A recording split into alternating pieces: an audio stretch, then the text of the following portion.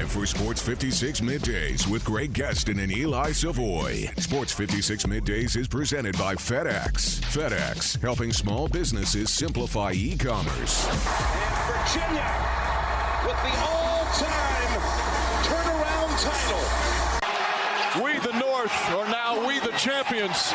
The Raptors, the 2019 NBA champs. 3-2. Washington Nationals are world champions for the first time in franchise history. Let the good times roll. LSU sits on the throne of college football. And this one is over. Kansas City has won their first Super Bowl in 50 years. Now, here are your hosts for Sports 56 Middays, Greg Gaston and Eli Savoie.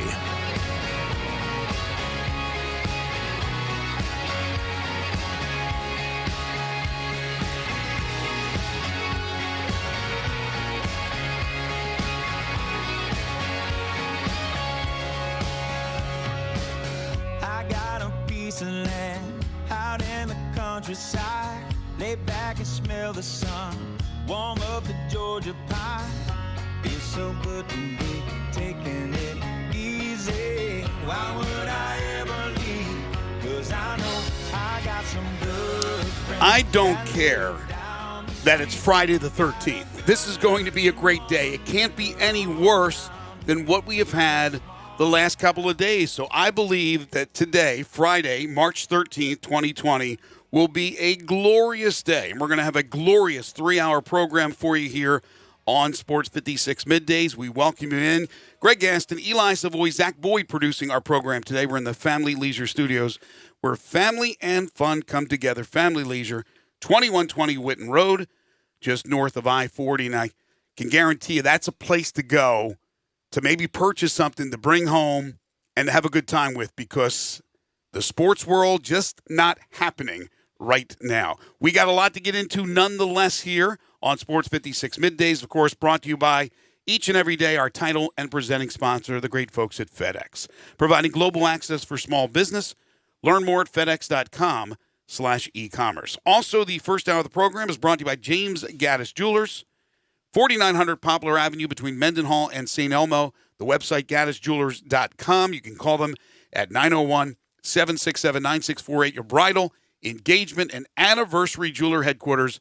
Been serving Memphians and Mid-Southerners for 23 years. It's James Gaddis Jewelers. As always, you can be a participant on the program. First Bank phone lines, 360-8255. First Bank text line, 67129. You can watch us live and message us at Sports 56 WHBQ on Facebook, Twitter, Instagram, Periscope, and YouTube. Yesterday was crazy with all the things canceling in real time, tournaments being shut down in real time. Well, even after we wrapped up at 1 o'clock, there was a number of other huge announcements throughout the day and in the early evening. And that continues this morning with more announcements of postponements and cancellations. So we will go over that with you today, just in case you missed it. Also on the program today, Cody Toppert, Memphis Tigers assistant basketball coach, will join us in studio at 11 o'clock. We'll talk about the season, the abrupt ending to the season, and the future of Memphis Tigers basketball. Speaking of Memphis Tigers hoops, more of that at 12 with Matt Dillon. I would imagine this is the conclusion prematurely of the Tiger basketball report for the 2019-20 season. With no more basketball to be played, we'll talk to Matt. Also, we have 10 in a row, the game show that has swept the nation. Give you a chance to win a nice prize package. Try to brighten up your week. It's been a disaster. And get you set for the sports weekend. And, of course, look, we're going to talk sports as much as we can, but there may be other things that we talk about as well, especially over the next month with not a lot of sports happening.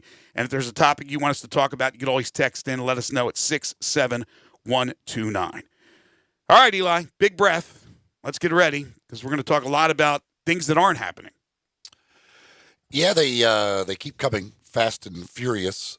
I did not think the Masters would do it, but the Masters has even caved, and they say postponed. They have not said canceled. They have said postponed, so they will still try to play the Masters, I guess, at some point.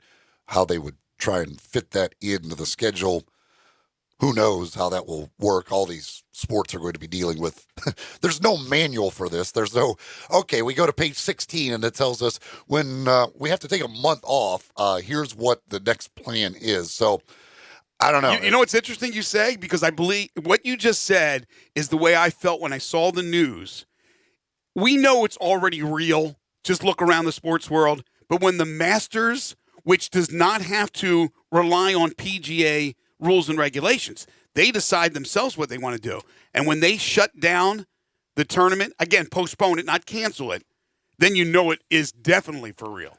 Yeah, I mean, and then you have the Players' Championship, which they play the first round, and then they decide to cancel that. Like, this is just it's such a strange world, like a strange period here of like everybody's just kind of doing it on the fly. Because again, there's no manual for this. You're trying to figure it out and what's best and what you can do and what you can't do.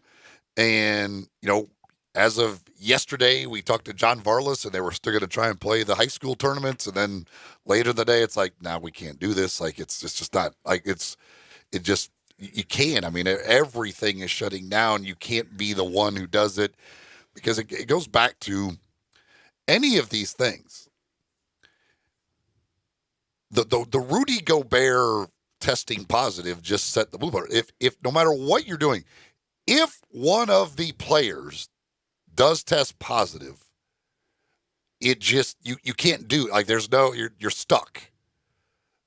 And because of the web that unveils from just one person in one game of, all right, well, all of the people that played in that game, the referees, another team used the same locker room, the benches, everything that person has come in contact with, and especially at a tournament setting like that, now the next people, and there's so many people that now have to be quarantined because they could have been, and it's just it's impossible really to do any of this stuff, and it's so weird. Like last night thinking like there's just not a sporting event going on, and this weekend, like the idea that not a single sporting event.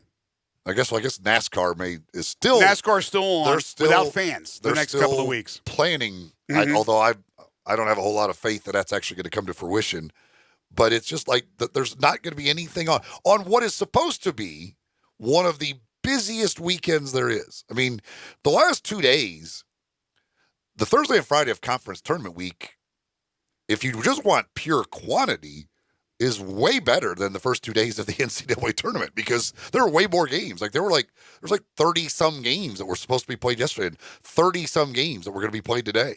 And then today you would have thrown in the college baseball weekend series conference play opening up, all of it, of course, obviously the NBA. Like the idea that literally nothing, not one sporting event, unless NASCAR holds its one race, is going to be played is just so bizarre. It's like it's like eerie. Like this is what that's going on. Like you think you're going to walk outside and tumbleweed's going to roll right by, right? Like, and it's like hard to remember. Like last night, I'm like, I sit down in front of TV. I'm like, what? Well, I can't turn on. There's not a game to turn on. Like there's literally not a game to turn on right now. So I have to find something to watch to kill my time. And then I started thinking about. Or something to do, as some people would say, read a book, play a game with family, do other things. I'm not going to read a book. I'm with you. And could you imagine, and there was a time before all the sports world and the sports leagues and before television when there was nothing to do. At least we do have television and there's Netflix and there's.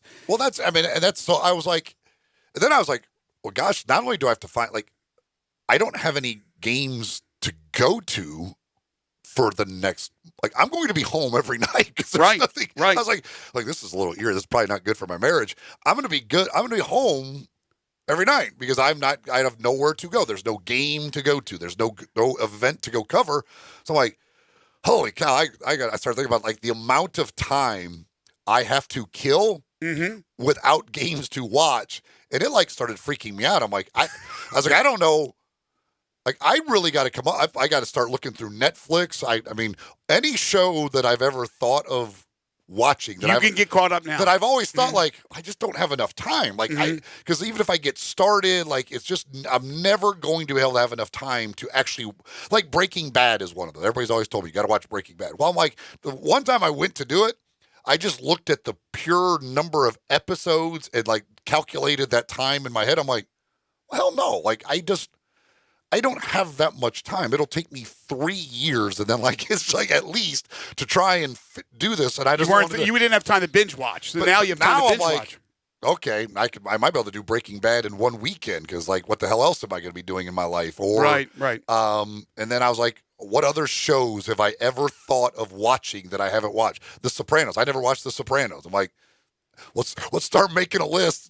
I can start checking these things off because hell, I've got a good 500 hours I think in the next month that I could kill. Zach? No, I was gonna say, don't jump in there with 2 feet in. Like, okay, like I'm about to crank out all of these shows. You gotta have to pace yourself. Well, here's the other thing. I don't know Eli if I have Savoie, to pace myself. Eli Savoie is still. How long are you a newlywed for? Is it a year? He's still technically a newlywed. There are things to do. You understand where I'm coming from, Zach? I believe so. Young man? Okay. I believe so. See, I've been married forever, man. This guy's still a newlywed, so there are things to do. 2 minutes. I mean, again, there's a lot of time. I got a lot of time. What's going on in the other 23 hours and 58 minutes in your day? I've got a 3-hour show here. I'm here for 6-7 hours, whatever. That's right. I've got a lot of time at home here. Like here's one thing that this could because I am an Amazon Prime member, but which gives you Prime Video. Although I have never even gone on to see what is on Prime Video. I don't know all these things you can do now. I have no idea what shows, if there's good shows on that. I've just because I'm always on Netflix. If I look, my first inkling is to go to Netflix or on demand of other shows that are on TV that I watch or whatever. So I've never even unlocked the Prime Video world. So maybe Prime Video could also carry me through this if I could find some good shows on there. Speaking of shows, and turning it back to sports, FS1 is ditching their normal daily shows, which, here we are on local sports talk in Memphis, knowing there's not a lot going on.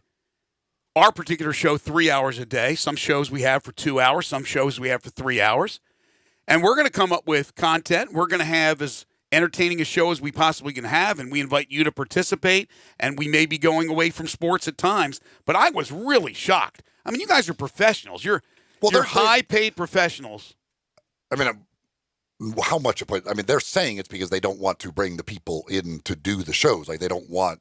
Yeah, but we're here to do our show. I mean, I doubt their studios have 1,000 people. That's a choice we've made that yes, we're still going to do it. Right. I know of radio stations that are having hosts only do shows from home. Yeah, I guess that's possible. They're not bringing them. I guess that's possible. And a TV show like that requires a lot more people than this radio show requires. But don't you believe when it all comes down to it, for the most part, okay, it's safety, it's certainly health, but it's also the worry about lawsuits.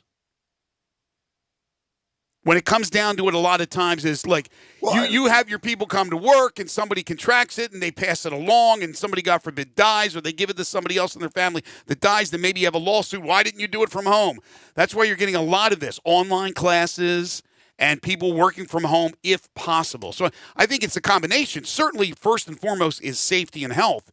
Second of all, in the back of the mind is, well, we don't want to do anything that will make ourselves liable for the untimely death of somebody because we didn't take complete precautions. All of this stuff, I mean, in the end, all of these cancellations, things like that, a huge part of it is, yes, it's liability. Right. It's weighing the value of having whatever event or doing whatever versus what happens if the worst case scenario comes out of that. Sure. And is that worth it to us from the NCAA's perspective, the NBA's perspective, anybody's perspective? You're constantly weighing risk versus reward. What's how important is this game versus the liability we could face if something happens because of it? So I still am. I'm very puzzled by the NCAA's move to cancel the spring championship. Yeah, I wanted to dive one. into that. I don't. That's a little. I think we're getting a little ahead of ourselves to cancel the College World Series and other championships in June. Now, like, could we not have just said like, hey, winter stuff canceled. We will continue to monitor the situation, and we will make decisions on the other stuff when time warrants. Yeah, like that's just weird. Like, we're done till the fall, folks. Well, they went to an extreme. I'm not saying it's the wrong move. I'm not going to criticize because we talked about this on the show yesterday, that it was only a matter of hours before the NCAA was going to cancel the men's and women's basketball tournaments. Because how do you play when every conference just canceled their conference tournaments? Val Ackerman a little later than everybody else with the Big East. But the point is they were going to do it. And they did it. But then they took the extra step, as you said, and canceled the rest of the year, whatever was left with Winter Sports Championships, and then, of course, Spring Sports Championships. You're talking about the World Series, the Baseball World Series, College Baseball World Series, which is in Omaha in June, for goodness sake. So, yes, do I think they took measures a little bit beyond? I do, but maybe it was Emmert and the powers that be at the NCAA. They're thinking, well, we were a little bit behind on our decision to cancel the tournaments, although we wanted to, certainly do our due diligence. Now, let's get ahead of it. There's no way that things can be back in order by that time. I don't know how many games each team will have played to qualify for the World Series. Will we even have time for regionals and super regionals? Let's just get it out of the way. I'm not saying I agree with it, but I'm thinking that's probably the rationale. Let's just end this and not worry about having to just come back and talk about how are we going to know in 3 weeks where we stand with the coronavirus. I mean, we still can't get enough. But again, you can wait 3 weeks. Or you can wait a month. You can wait 2 months to make a decision on something that's held in June. Like that's the thing. Like you can wait and get more information. Except, and yes, you can, but the closer you get to the event, the more people have made their plans to go. And that's the thing which brings me all around full circle to what I tweeted out this morning, Memphis in May. And the Beale Street Music Festival, of course, the World Championship Barbecue Cooking Contest. There are people that have made plans and continue to make plans from around the world to attend here in Memphis. I'm sure they are talking about it, the powers that be right now behind closed doors. We're still a ways away, but if you think about it, it's March 13th. So we're basically 6 weeks away, 7 weeks away, right? We have events that are now being canceled in late May, like the Boston Marathon, the World Series, the College Baseball World Series in June. Things now are starting to get canceled for early summer. Music Fest and Memphis, I mean, that's millions of dollars. I don't understand why they haven't stepped up to the plate yet. Well, they put a statement out today. Oh, did they? Yeah, what, after I tweeted? No, they put a statement out this morning that said, as of now, we are still on, but they are closely monitoring these things. And as more information comes available, there is a chance. And if they are, if they feel that it is necessary to cancel, they will cancel. But as of right now, with the information they have, they are still planning on having it. But what I'm saying, again, is the longer you let it wait and linger, the more that people have invested with their money, have purchased plane tickets that may not be able to get that money back. Then you've put those people in a financial strain. So I think you really need to look at this situation. Everything is canceled. I was hoping to go see America Sunday night at the Orpheum. Canceled. My family was going to Disney on Ice tomorrow morning at the Lander Center. Canceled. Everything is canceled. If it's designed to draw a crowd, it's canceled. That's what I'm saying. Music Fest and Memphis in May is designed to draw a crowd. Maybe they should be looking at Memphis in August and just start thinking ahead of time to do something that will push everything back. And again, we have no guarantees that in August everything will be fine. We certainly hope this will come. This will be expedited. This will be quicker than people in the medical field think it will be, because they're the smart people and they're very in tune with what's going on. And I'm not saying they're not optimistic. They certainly are optimistic, but it's not something you just snap your finger and you have the anecdote overnight and you have all this available. Right now, we don't even have enough testing available. And that's a controversy too. How did the How do these NBA teams and all their players get tested? Charles Barkley got tested the other day, and yet there are so limited amount of tests available for Joe Q public. That gets back to if you're famous, you got to, if you're known, if you got money, you get to the front of the line. But that's where we are right now. It's a scramble. There's uncertainty. There's so many question marks. I mean, I went out yesterday. I told you on the show I was going to go out to a little quasi fast food restaurant, not the fast food restaurants you think, but kind of quasi, and a national thing. And I went in there and I had lunch with my friend. I'm going to go to the gym today, which is probably not the greatest thing to do. But I did go to the place yesterday, and by golly, if a guy isn't walking in, hacking all over the place, wiping his nose, sits down, I'm watching the guy the whole time. He starts reading the paper, then he drops the paper onto another table. So it's up to us. You have to be self-policing, and I know a lot of people aren't able to do that. They're ignorant, and that's the worry about it, hoping that people do the right thing. Well, there's no doubt you have to think about stuff, and when you're especially out in these public areas, and that's as part of the problem. I mean, these restaurants and other places are going to take massive hits because there's a lot of people who, because of that, aren't going. They're not going to go to restaurants. They're not going to these public places. So, for these, especially the little, kind of the mom and pop little local operations, this is a tough time. I mean, anybody, for any of them, even national, whatever, because this is a national thing, that this is going to be a big hit on a lot of businesses who, and some of them probably will not survive because people are just not going to go out there and take the chance of being in those public areas where other people, where they could be picking up this virus, because you don't know who sat at that table before you or who's, whatever, who is around you as you're sitting there. And so some people will just say, I'm not going to put myself into that situation. Well, sad, but very true. And there's also the people that are worried, well, who's cooking my food? And are they, what about them? Am I concerned with things? Absolutely. But I'm still going to go out and eat. I may not eat as much at the restaurants, but I will do takeout.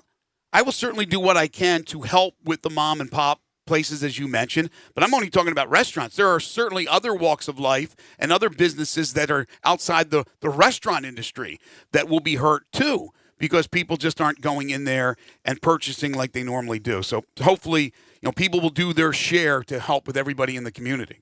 Yeah, we got a little bit of breaking news. NASCAR has postponed their weekend races. Don't call that. There's no way. You cannot be the one sport. Like, I don't care if you think you are, perfectly safe in doing so. That's why I think golf finally just gave it. Golf probably, again, thought, well, we can do this without fans. Our players are kind of isolated. But then you just get to the point you go, but we can't, because what if one of our guys tests positive? Right. You just can't you can't be the one sport who says, no, we're good to do it. I know everybody else says no, but we think, our people tell us we're just fine to do it. Yeah, when we come back, I want to update everybody on where it stands with college sports. We know what the NCAA has said, but then each individual conference makes their own decision. For example, the Big Ten, this is breaking news, just announced all organized team activities have been suspended until April 6th.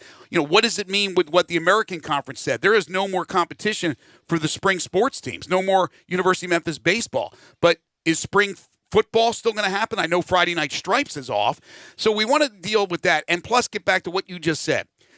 There are certainly entities, commissioners or presidents or just players and coaches that believe they should be playing, but they understand why they're not playing. And like you said, you can't be the last holdout.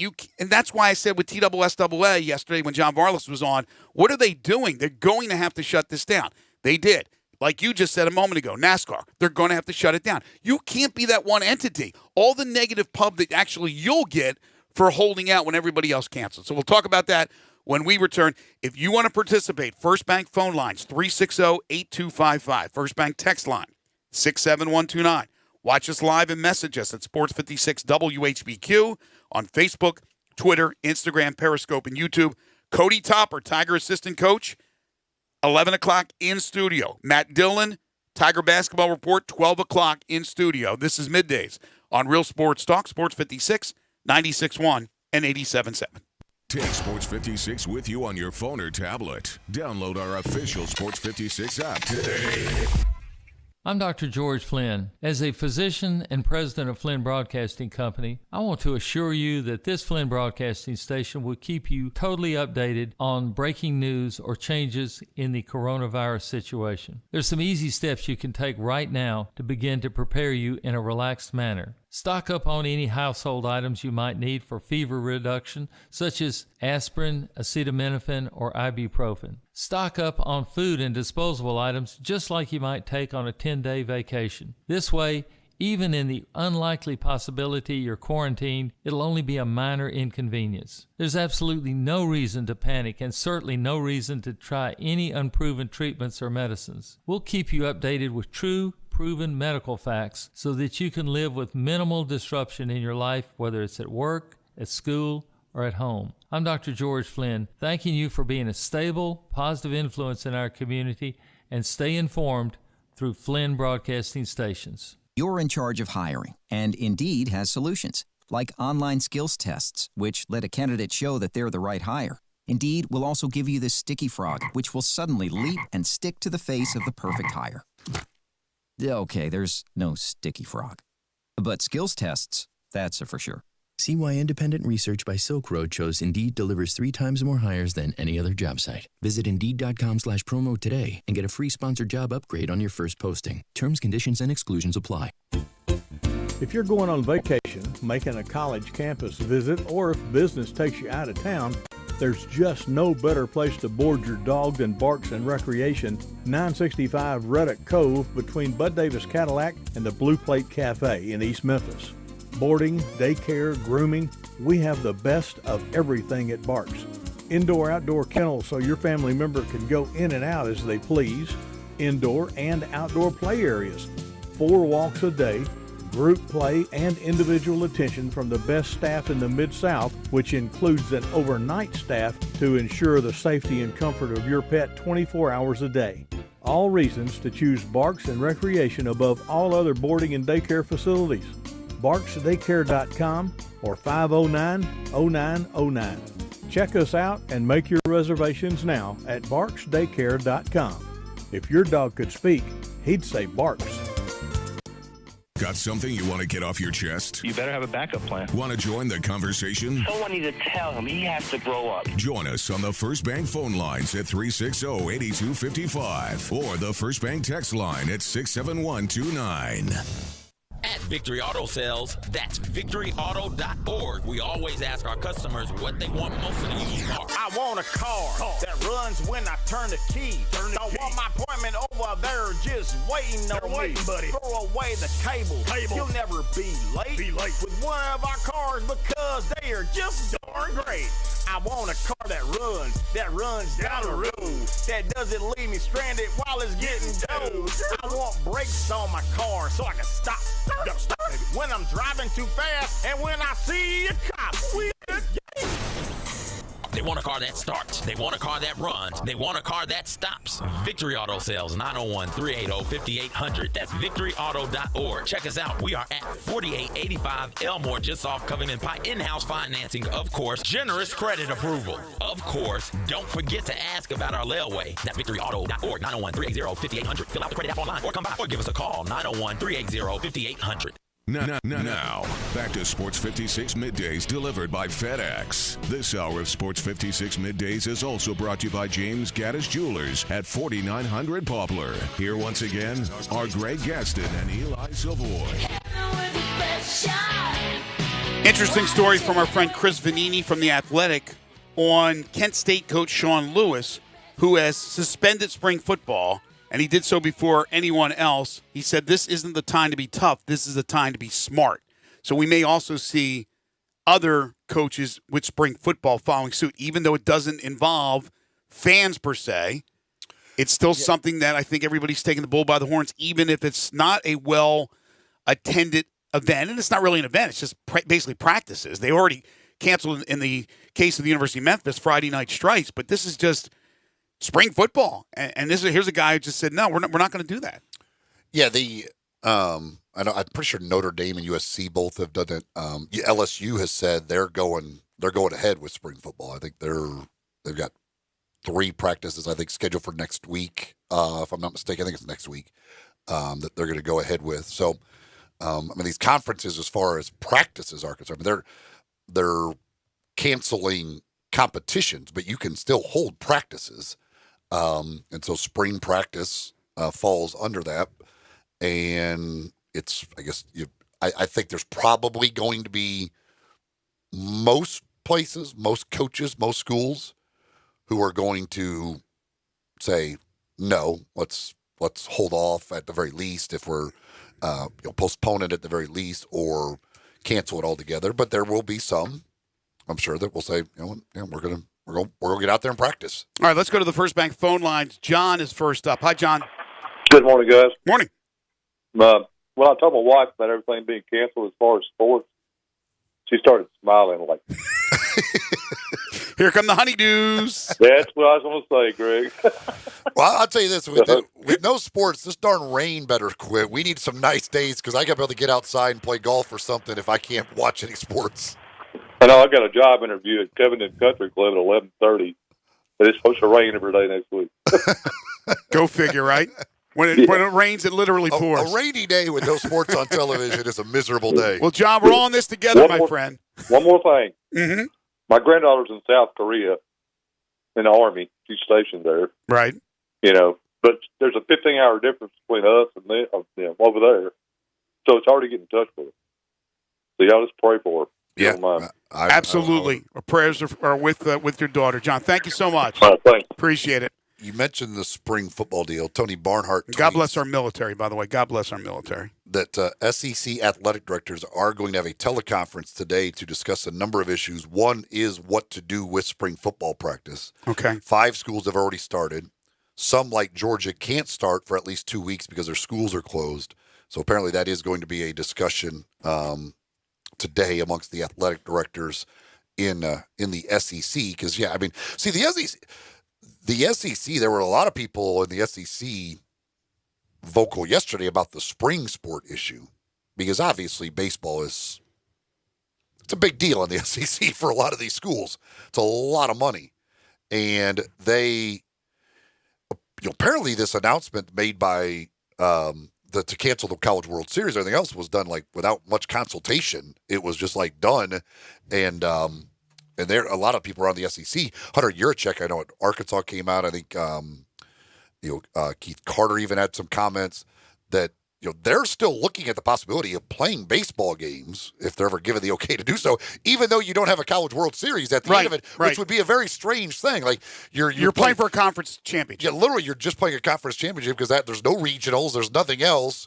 You're just playing for the conference. But again, I mean that is a lot of money that is being lost at a school like Ole Miss or Mississippi State LSU. Or Arkansas or LSU. I mean, baseball is such a big deal, and the number of season tickets and everything else sold at those places. So, it's just it's a strange. And then the other thing that comes up is this whole like, what do we do for the players? Like, do these players, if they don't play anymore, do they get that year of eligibility back? What do you do about that? Which causes a whole nother weird situation. Yeah, hold that thought because a few more minutes, then we'll take a time out, and then we'll come back. I want to dive into that and get other people's thoughts on that. But I wanted to kind of backtrack, just kind of update everybody with what's going on because remember, you have in the situation in college athletics a governing body in the NCAA which has canceled all the championships the rest of the way.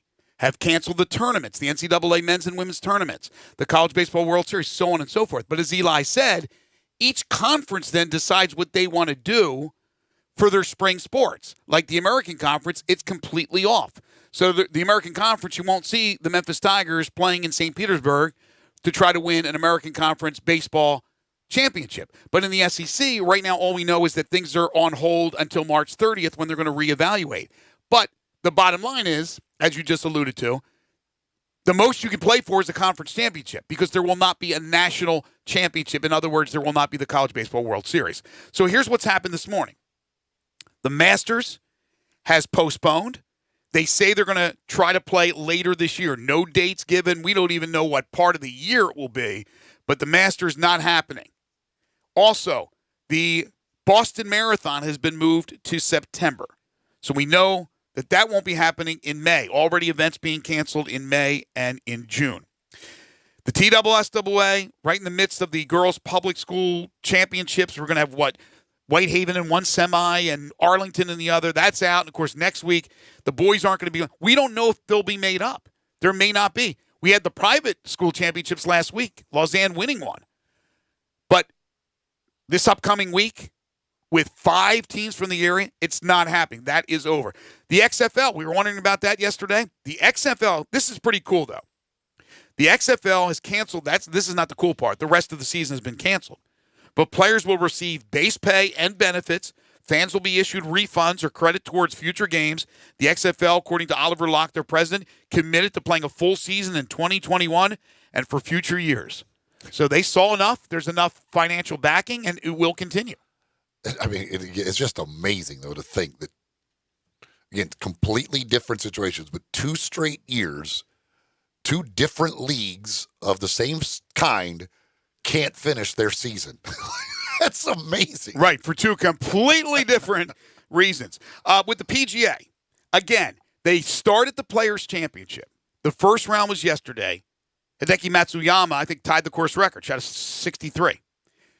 Then they decided that they were going to have no fans the rest of the weekend and for the next few events. But then they did a turnaround and decided to cancel. So the Players' Championship, after 1 round, canceled. Not unlike the Big East tournament, which started off with St. John's and Creighton playing a half, and then they canceled. So no players, no Valspar next week.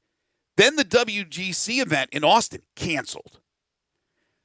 So Jay Monahan does a complete about-face, does a 180, and he's supposedly meeting with the media sometime today.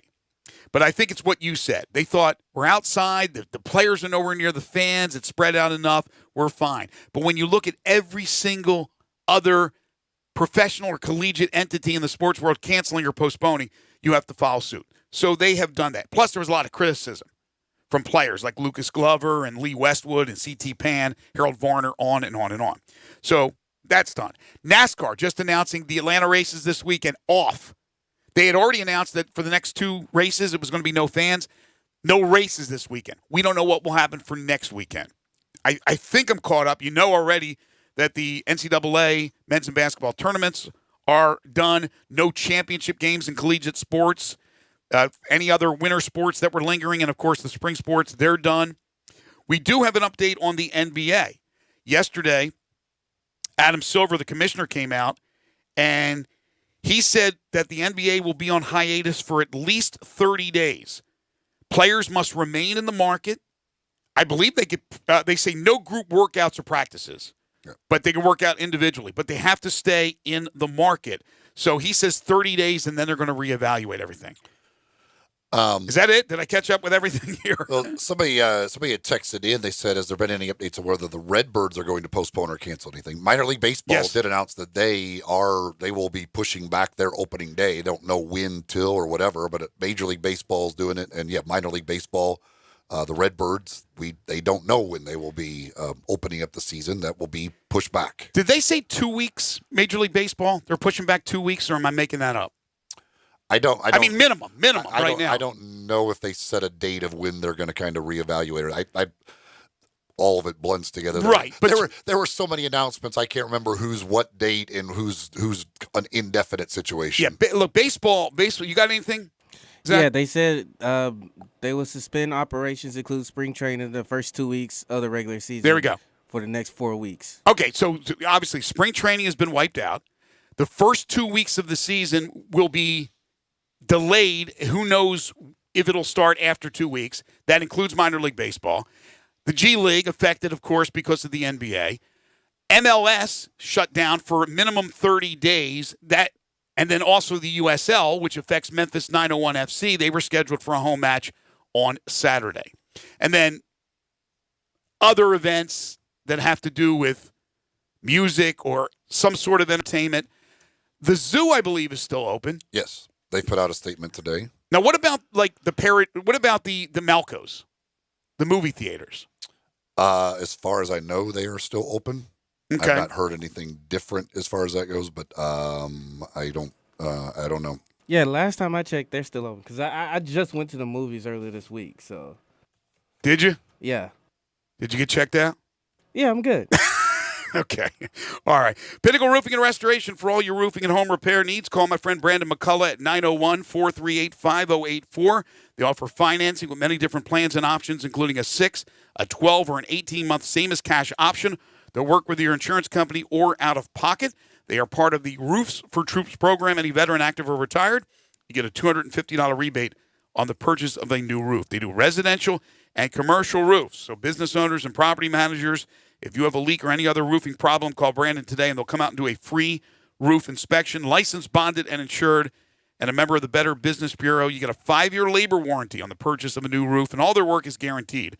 They do all types of work around the home, carpentry work, exterior painting.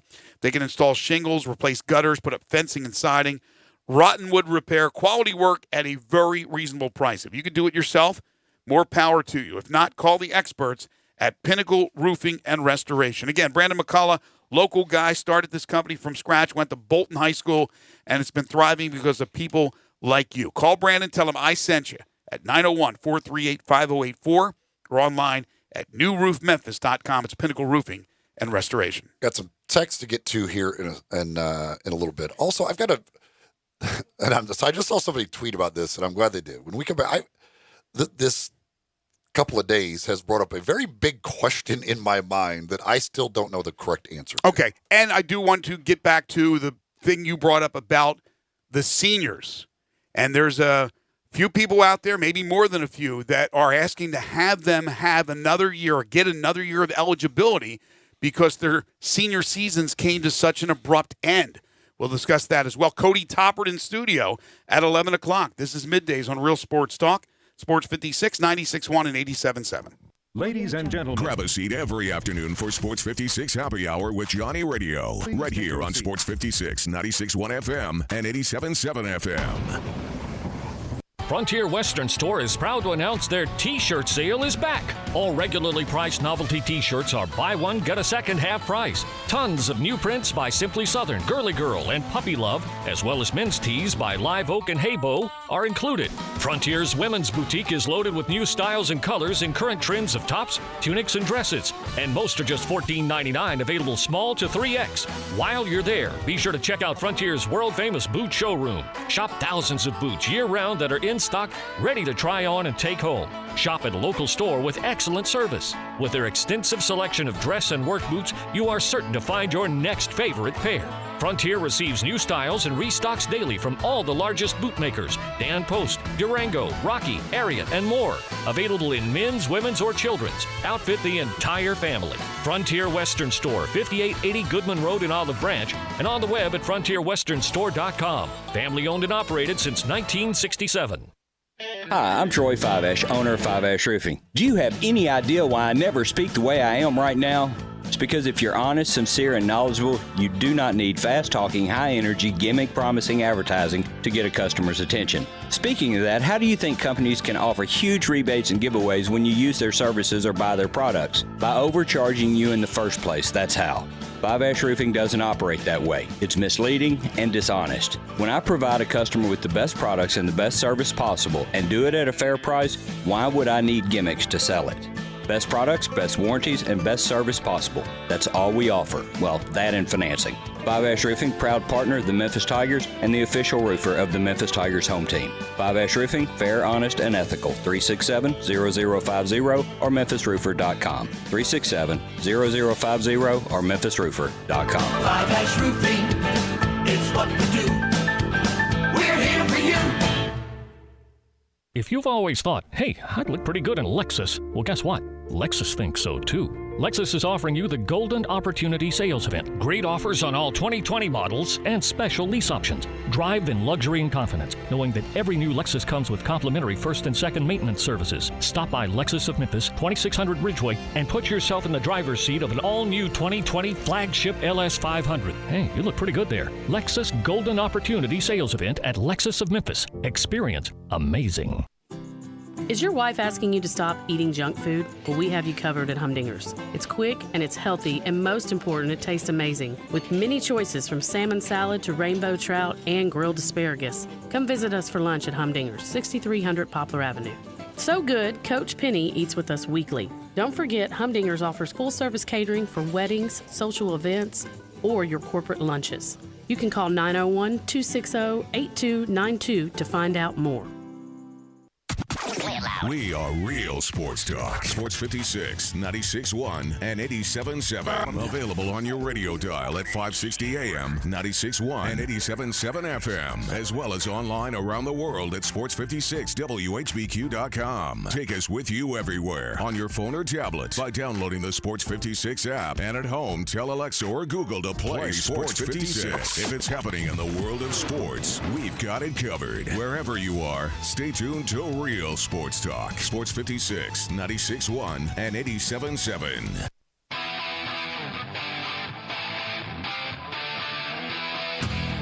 Now, back to Sports 56 Middays delivered by FedEx. This hour of Sports 56 Middays is also brought to you by James Gaddis Jewelers at 4900 Poplar. Here once again are Greg Gaston and Eli Savoie. So to give you an idea of how quickly things are changing, we got a text message literally 5 minutes ago. It said, as of now, IndyCar is still running in Florida without fans. Well, no, they're not. IndyCar has just announced that they are suspending the season through April. So the only thing right now that is still on is MMA. Now, I know V3 has canceled, I've been told, their April 10th show at Minglewood Hall, local show. But I think from a UFC Bellator standpoint, I think those shows are still on. Well, somebody had said Dana White is going to be that one person not giving in. He's moved the UFC events to different countries and cities that have not shut down. That guy is incompetent. Well, Dana White, I think the television show Designated Survivor, I think is about Dana White. He's gotten permission from the president. He's been told to do his event. Right. He is the designated one. Don't cancel your event. Everybody else will cancel. You get to have yours. Dana White's a very intelligent businessman. He really is. So I'm not going to say he's relocated the next 3 fight cards to cities in Italy. I don't think he's gone that far. No, he's really intelligent, and he's also stubborn. I don't know if he'll follow through, because even these other sports entities that we thought, wow, they're bucking the odds, they're bucking the trend, they've all given in. I don't think anybody in their right mind, even with everything that was going down, thought the Masters would not go off in April. And it's not going to. So, anyway. Raider Course says, I still take the stairs, eat at restaurants, pump gas, exchange money. We can't stop our lives. Right. But we can be more cautious and become more vigilant regarding the things I previously mentioned. Absolutely. My hope is we will get back to some type of normalcy very soon. Yeah, there's no doubt that everybody wants us to get back to normalcy. What's your question? I'm curious what you wanted to ask. All right. Because this one, your phone actually will not even help you. How do you spell canceled? Oh, you can spell it both ways. C-A-N, canceled, C-E-L-E-D, or C-E-L-L-E-D. You use one L. Usually I just, whatever pops up on, Well, they both come up on your phone. I know. And the first one has been the double L. But then I looked it up to make sure, because I remember Chris Vanini said, it's kind of bothering me. It's a small thing, but people who spell cancel with 2 L's. And so I looked it up. I looked it up just this morning, and it says either one is acceptable. Because I think I've always spelled it with 2 L's if I've written it. I think so too. But I just over the last day, because obviously the word has been used a million times. Right. I've seen it both ways, and then I start looking. I'm like, Then I was like, I don't even know which way, because I haven't written, and I don't write the word canceled very often. Right. And I'm like, I don't know how I actually spell it if you just ask me to write it down. If I'm typing it in my phone, they both come up, but I don't know. Zach, how do you spell canceled? If you wrote canceled right now, would you use 2 L's or 1? I think I would use 2 L's. Just naturally, just use 2 L's. See, I think I want to say I've always been a 2 L guy. I think I've always been a 2 L guy, but I don't know for sure. I think I've been a 2L guy as well, but when I got that tweet, and that's kind of weird. Like then when I look at with 2 L's, it looks weird to me. Like I feel like looking at it, it looks better with 1 L, although I think I've always done it with 2. But either way, I saw something that Chris put up there, and he wasn't directing it toward me, but I was one of the culprits. And so I had to look it up, and it said both are fine. You can use either one, 1 L or 2 L's for canceled. So there you go. AP Style says, well, this is back in 2010. It gave it tips. So you're supposed to spell it with 1 L. Okay, 1 L. Yeah. Because one of the newspapers today, their big headline was canceled. I think it was in Detroit, and they used the 1 L thing. But if they're gonna go by AP Style for sure. So this is something that you brought up earlier, and we don't have a ton of time here, but we could also talk to Cody about it. But this is the reaction that Fran Fraschilla had to Jerry Palm, who comes on our show every Wednesday, as you know. Jerry said, and this is about the giving the seniors another year of eligibility. So Jerry said, well, how does this impact the incoming freshmen who were recruited to replace those seniors? Yep. So this is Fran Fraschilla on Twitter. Yes, they've played much of the season, and it's a radical idea, but extra year of senior eligibility would strengthen college basketball, blunts some of competition from NBA and G League. Student athletes get one more year to complete degree or start on masters. Level of play rises. See, that's the thing, and that because that's the big thing. If you do give the seniors that extra year ability, yeah, like those scholarships are already handed out to other guys who are supposed to be replacing them. So I don't know how you would handle all of that situation. I mean, that would be a little bit of a nightmare, I think, for the NCAA and some of these schools as well. Also, a big advantage for those who have a lot of seniors. Instead of losing those seniors and having to replenish their roster, they get those guys back. In the case of the University of Memphis, you had one guy who was deep on the bench in Isaiah Maurice, so it really doesn't benefit them. It would certainly benefit, but it is about the student athletes, so don't get me wrong. A lot of seniors would say, I don't care to play another year. A lot of them might just say, I'm moving on to go professional anyway, but giving them that option, I don't know. I don't know how you would handle that, again, with those scholarships already having been given to somebody else who is signed to come play as a freshman. I know who'd want to come back. Those Ivy League guys.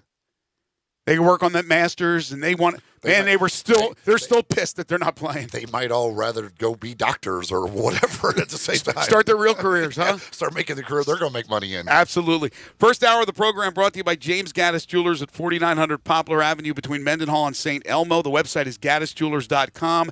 You can call them at 901-767-9648. Your bridal engagement and anniversary jeweler headquarters. Been serving Memphians and Mid-Southerners for 23 years. Again, this month is huge for them at James Gaddis Jewelers. The month of March, you get 20% off engagement rings. So if you're thinking about getting engaged, gentlemen out there, 20% off engagement rings this month. This is the month to buy. 20% off the March birthstone. That's the aquamarine. And 20% off all blue topaz jewelry through the month of March. You have tons of new jewelry that have arrived, including this colorful spring-like Miss Shoe jewelry. I don't know a lot about it, but I saw it when I went in there to James Gaddis Jewelers. They showed it to me, and it's really, really pretty. And listen to this. They can customize jewelry, make it to your specifications. If you like, they can provide a free 3D rendering of what the jewelry will look like, and they can do that rendering in 2 days. So take advantage of that, and if you don't want to use it, you don't want them to make the jewelry, you don't have to follow through. But if you like what you see, have them do it, and they'll do a great job for you. They'll buy gold, they'll buy your silver, and gold is on fire right now. Bring in your outdated jewelry for a whole new look. Make a brand new piece of jewelry from your family heirlooms. And they have a beautiful estate collection that's just in. James put together pearls and rubies, emeralds and sapphires, and, of course, diamonds and all types of watches, including new and pre-owned Rolexes. It's James Gaddis Jewelers, 4900 Poplar Avenue in the heart of East Memphis, between Mendenhall and St. Elmo. Coming up, hour 2 of the program, Cody Toppert will join us in studio. This is Middays on Real Sports Talk, Sports 56, that's AM 560, 96.1 FM, and 87.7 FM.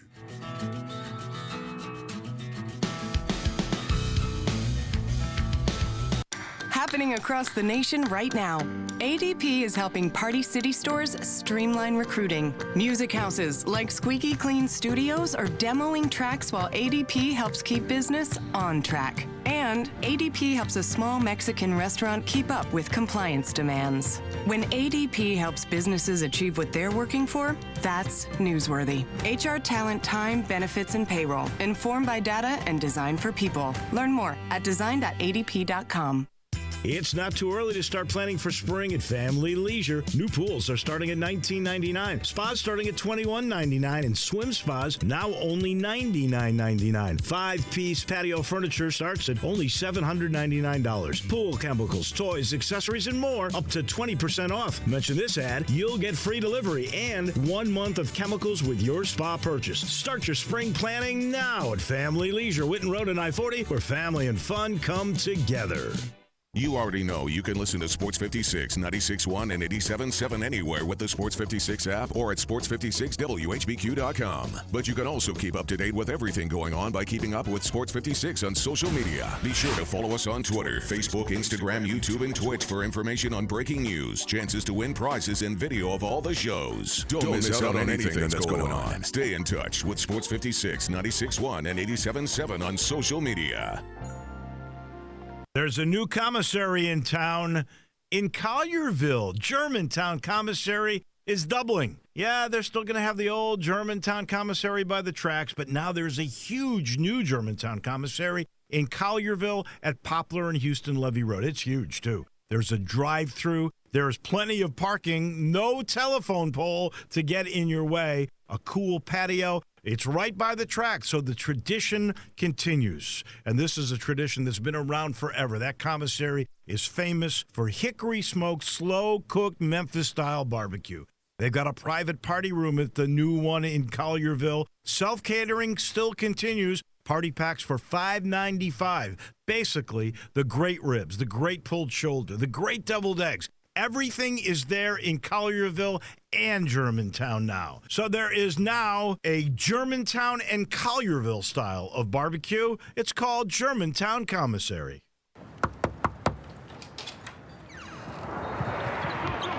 These seats are amazing. Shoot it! We deliver tickets, team merchandise, and everything you need to get ready for the game. But what you really get when FedEx knocks on your door is so much more. FedEx Delivery. Game day spirit. What we deliver by delivering. DeSoto Auto Sales specializes in late model cars with low mileage. They have the highest standards in the car industry. All of their cars are test-driven, checked out from head to toe. Unlimited inventory, every make and model. And if it's not on the lot, they'll find it for you. Walk in the door of DeSoto Auto Sales, 5704 Goodman Road. Within 45 minutes, you can test your car, get credit approval, and finish paperwork within an hour. No shortcuts at DeSoto Auto Sales. Kind, courteous employees, a down-home environment. DeSoto Auto Sales cares about your time. Lowest prices in a 350-mile radius. We're living in a world today where time does matter. Visit them online. Check out their referrals. DeSotoAutosales.com. Very proud to serve DeSoto County and other surrounding areas. DeSoto Auto Sales, 5704 Goodman Road. Call 662-890-7184. 662-890-7184. Come on down to DeSoto Auto Sales. We are Sports 56 WHBQ Memphis, WIVG-FM Tunica Memphis, and WPG-FLP Memphis. Flynn Broadcasting Stations. Now, back to Sports 56 Middays presented by FedEx. This hour of Sports 56 Middays is also brought to you by Gold Strike Casino and Resort in Tunica. Here once again are Greg Gaston and Eli Savoie.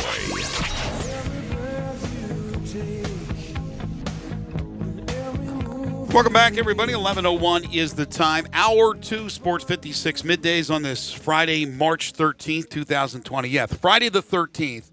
And after what we've had the last couple of weeks, nothing scares me. This is going to be a better day than the last 2 days. It has to be, right?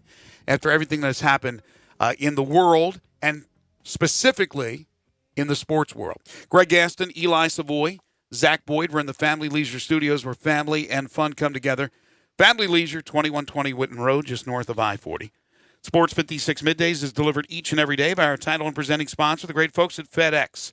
Visit FedEx.com/e-commerce to see how FedEx can help you start, grow, and efficiently manage your business. Also, the second hour of the program is brought to you by the Moneyline Book Bar and Grill at the Gold Strike Casino Resort in Tunica, Mississippi. We're going to have Troy Douglas on at 12 o'clock, or actually later on this hour, 11:45. And obviously, the books have been hit bad because there's no sporting event. So we'll talk to Troy what that all means down at the Gold Tough Strike. to bet if there's nothing to bet on. If there's nothing to bet on, it's maybe, I know that much. Maybe cricket. Maybe they're playing cricket somewhere. But, yeah, it's awfully tough. So, anyway, you can always text us at 67129, the First Bank text line open. Watch us live. Message us at Sports56 WHBQ on Facebook, Twitter, Instagram, Periscope, and YouTube. If you are watching us live on any of those mediums, you see a third person with us, third man in the ring. It's Cody Toppert, Memphis Tigers assistant basketball coach, as he joins us now. Top, thank you so much. Really appreciate it. Of course, you can follow Cody on Twitter at Top33. So, first year for you at the University of Memphis. It couldn't be any more eventful if you wrote it up, wrote a novel about this thing from where you guys were in the summer, heading down to the Bahamas, all the way to where we are now. Well, I should caveat, too, finding out that it's Friday the 13th. I didn't really put that together. I should have. I'm reconsidering the thought to not wear that hazmat suit in here with you guys. I don't know where you guys have been. We're good. Okay. But, no, I mean, considering where everything started and kind of just coming into this program with, all the surrounding, hype around everything and the players and the staff and just everything and the expectations was that was exciting to start with, and then just to see how the season progressed and the ups and the downs, and I mean, it was definitely a roller coaster ride. And the one thing that I always come back to is there can't be no victory without battles. So we definitely went through our battles this year, and I think that on the positive side is every battle that you fight, right, you learn something from that, and as long as our guys, our staff, and everybody learn from this unbelievable experience that we had, then I think that the program and the university is going to be all the better for it. You've been in the G League, which can get interesting at times because of travel and everything else. And I always talk with our G League guys about some of the interesting stuff that goes on. But heck, the G League seems normal, I guess, for you after 1 year of college basketball. Yeah, the running joke, everybody says it, right? What's the G League and prison have in common, right? Everybody wants out. And so at times when I was coaching the G League, I definitely felt like I was a warden here trying to keep everybody going in the same direction, and everybody was trying to get out of there, and they thought they had their own specific way, right? Because everybody thinks it's going to be about scoring, and they think it's going to be about this or that. And the guys that actually have the success and move on to the next level are the guys that figure out that those aren't the things that those decision makers are looking for. Because when you get to the next level, if you're not a top 10 pick, if you're not an all-star caliber player, there's really 2 to 3 guys on each team that kind of vibe by a different set of basketball rules than everybody else. Everybody else is a role player. I mean, 95% of the league is role players. So, all right, so set the scene for us. You're in Fort Worth. You're getting ready for the American Conference tournament. You guys know that you have to win it to get into the NCAA tournament. And then the news comes down. It breaks. What's the reaction? What's the emotions? Well, I brought the scouting report right here if you guys want to know where our ball screen coverage was. You know what I mean? For whatever that's worth. I'll tell you, I mean, everybody, families are coming in for the tournament. My family, my parents for the win. My wife, my kids are down there. My in-laws live in Dallas. Oh, jeez. And so, we're all getting ready for, hopefully it was going to be a magical weekend. And there was a great vibe around the team at that particular point, right? Like, despite the loss to Houston, I'd say like the next 2-3 days after that, there was a real kind of a renewed spirit behind what we were doing. And, kind of to see that, you almost saw the writing on the wall. I'd say the night before, I was sitting down at dinner and we saw that Rudy was infected. And then I had some interactions with some buddies who were on staff with the Jazz telling me, hey, they were all quarantined on lockdown and, they were there for hours and all this type of stuff. I was like, man, this is going to be hard because if a league that, like the NBA, with so much monetary elements, so many monetary elements on the line, is willing to shut it down and say we're not going to do it, the pressure was going to come down on the NCAA. I mean, at that point, I probably thought it was inevitable. Didn't sleep well that night, and then when we finally got the news, it kind of confirmed our worst fears. How did you guys get the news? Was it like, did they call you guys, or did you just like literally see it on Twitter? Oh yeah, no, it's a Twitter notification. It's just like a Woj bomb, right? Just boom, there you go. Oh wow. Like, all right, well, I guess I can roll over, and go back to sleep. Like, what do you do with that? Like, because that's just weird. Then you're like, okay, now what do we do? Yeah, I mean, for me, it was kind of, well, then, since my in-laws live in Dallas, right, my wife and my children, they were going to stay in Dallas with my in-laws and with family, for a little bit of time after the tournament. And at that point, then it was like, well, we don't want them to go back on that Southwest flight here in about 2 weeks or whatever, a week away. So it was like, hey, let's round them up, get the kids.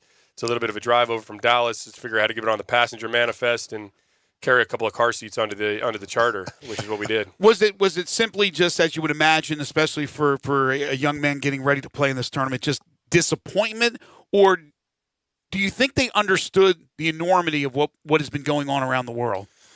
I mean, I felt disappointment. I guarantee they felt disappointment, probably on another level, right? Mm-hmm. Because they're younger kids who are really just wanting to play basketball, right? They just have a goal, they have a objective, and they're trying to get to the game, get to those 40 minutes where they feel most comfortable out on the floor. And so, I don't think any of us really could grasp the enormity of what was transpiring yesterday in sports and how that had a direct impact, not just on, sports worldwide, but also just, on the world in general, right? On how seriously we're taking this pandemic and how we're going to be able to hopefully curb the spread of this disease and find a cure and all those things.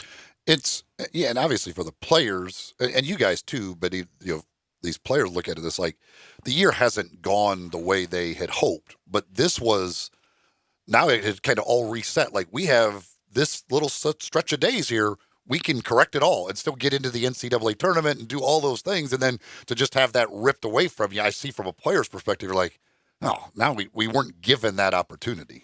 For sure. I think when you think about our season just in general, right, it's like we're a batter, we step up to the plate, and to be honest with you, man, usually you get 3 strikes and you sit down. It felt like we were up there swinging. We just got to stay up there swinging. We kept, you get down to that, hey, if you beat Houston, you're this, right? If you do this, you're that. If you do this, you're that. And it's like, we had so many opportunities, to really do what we needed to do.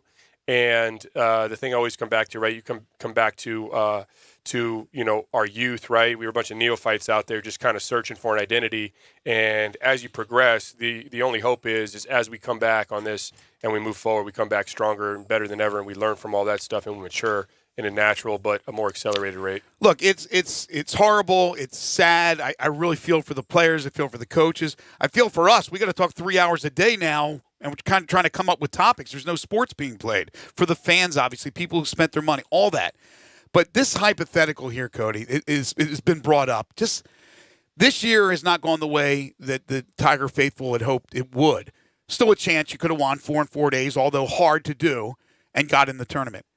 Could you imagine the hypothetical if James had played, you guys were probably going to be a 1 or a 2 seed, you're getting ready for your conference tournament, and it's over.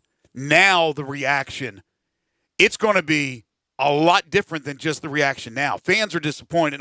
It would be crazy. It would be absolutely out of this world reaction from Memphis fans. Maybe even the players would look at it differently with a chance. But we unfortunately never got to that situation. Yeah, I mean, there's no question. And it's just interesting to see, like, when James decided to leave the program, I mean, the expectations never reset on what we were doing, right? So there was no kind of leveling of the playing field in terms of, a reevaluation, from kind of a non-emotional standpoint. And so, we were kind of in the mix there trying to fight through the forest and just really, find that clearing. And to me, I just always come back to, you felt like you were right there. You felt like we were on the cusp of breaking through. We showed in strides what we can do, and it's like you have an 8 turnover game and then you follow that up with a 20 turnover game, right? So it's kind of like that sway. But, everybody asked me about the season. I said, well, it wasn't a great thing that our center was getting a tan down in Miami. You know what I mean? Like, that didn't help us at all. And James is a great kid and he's going to have a great future. But definitely that was a difficult situation for Saul to go through. And, there were plenty of unforeseen circumstances that led up to that whole ordeal in and of itself. So from this experience, obviously you get your first year guy, but how do you guys as a staff, what do you take out of this season, and maybe does it change the way you look at things because this number 1 recruiting class didn't work out the way you wanted to, or how do you kind of look at that from a staff perspective? Well, I think number one, when I just kind of evaluate and I look back, you look back at like the Fab Five or whatever it was, right? Pick your high level recruiting class, and then look at the roster dynamic. Even like on that Kentucky team that won the national championship, right? You've got Darius Miller, right, who was really holding the glue together as a senior, right? There was that senior leadership nonetheless. And when you look at our roster dynamic, I think that it was probably too early to just say, hey, like we can go out and compete with these guys who are 20, 21, 22 years old and have all these other different experiences. Anytime you move up a level, right, there's always this learning curve. Mm-hmm. The best part about rookies in the NBA is that they become sophomores. You know what I mean? And the reason why is not just because they're a year older, a year stronger, a year more mature, but it's because they've gone through the fire. Me too, as a coach, I feel the same way, right? So the best part about my first college season now is I get to go into my second college season and really learn from things like the travel, the everyday, the 2-day preps. Like there's different things. Like you're going through it for the first time. You don't really know and understand exactly what the grind's going to be like.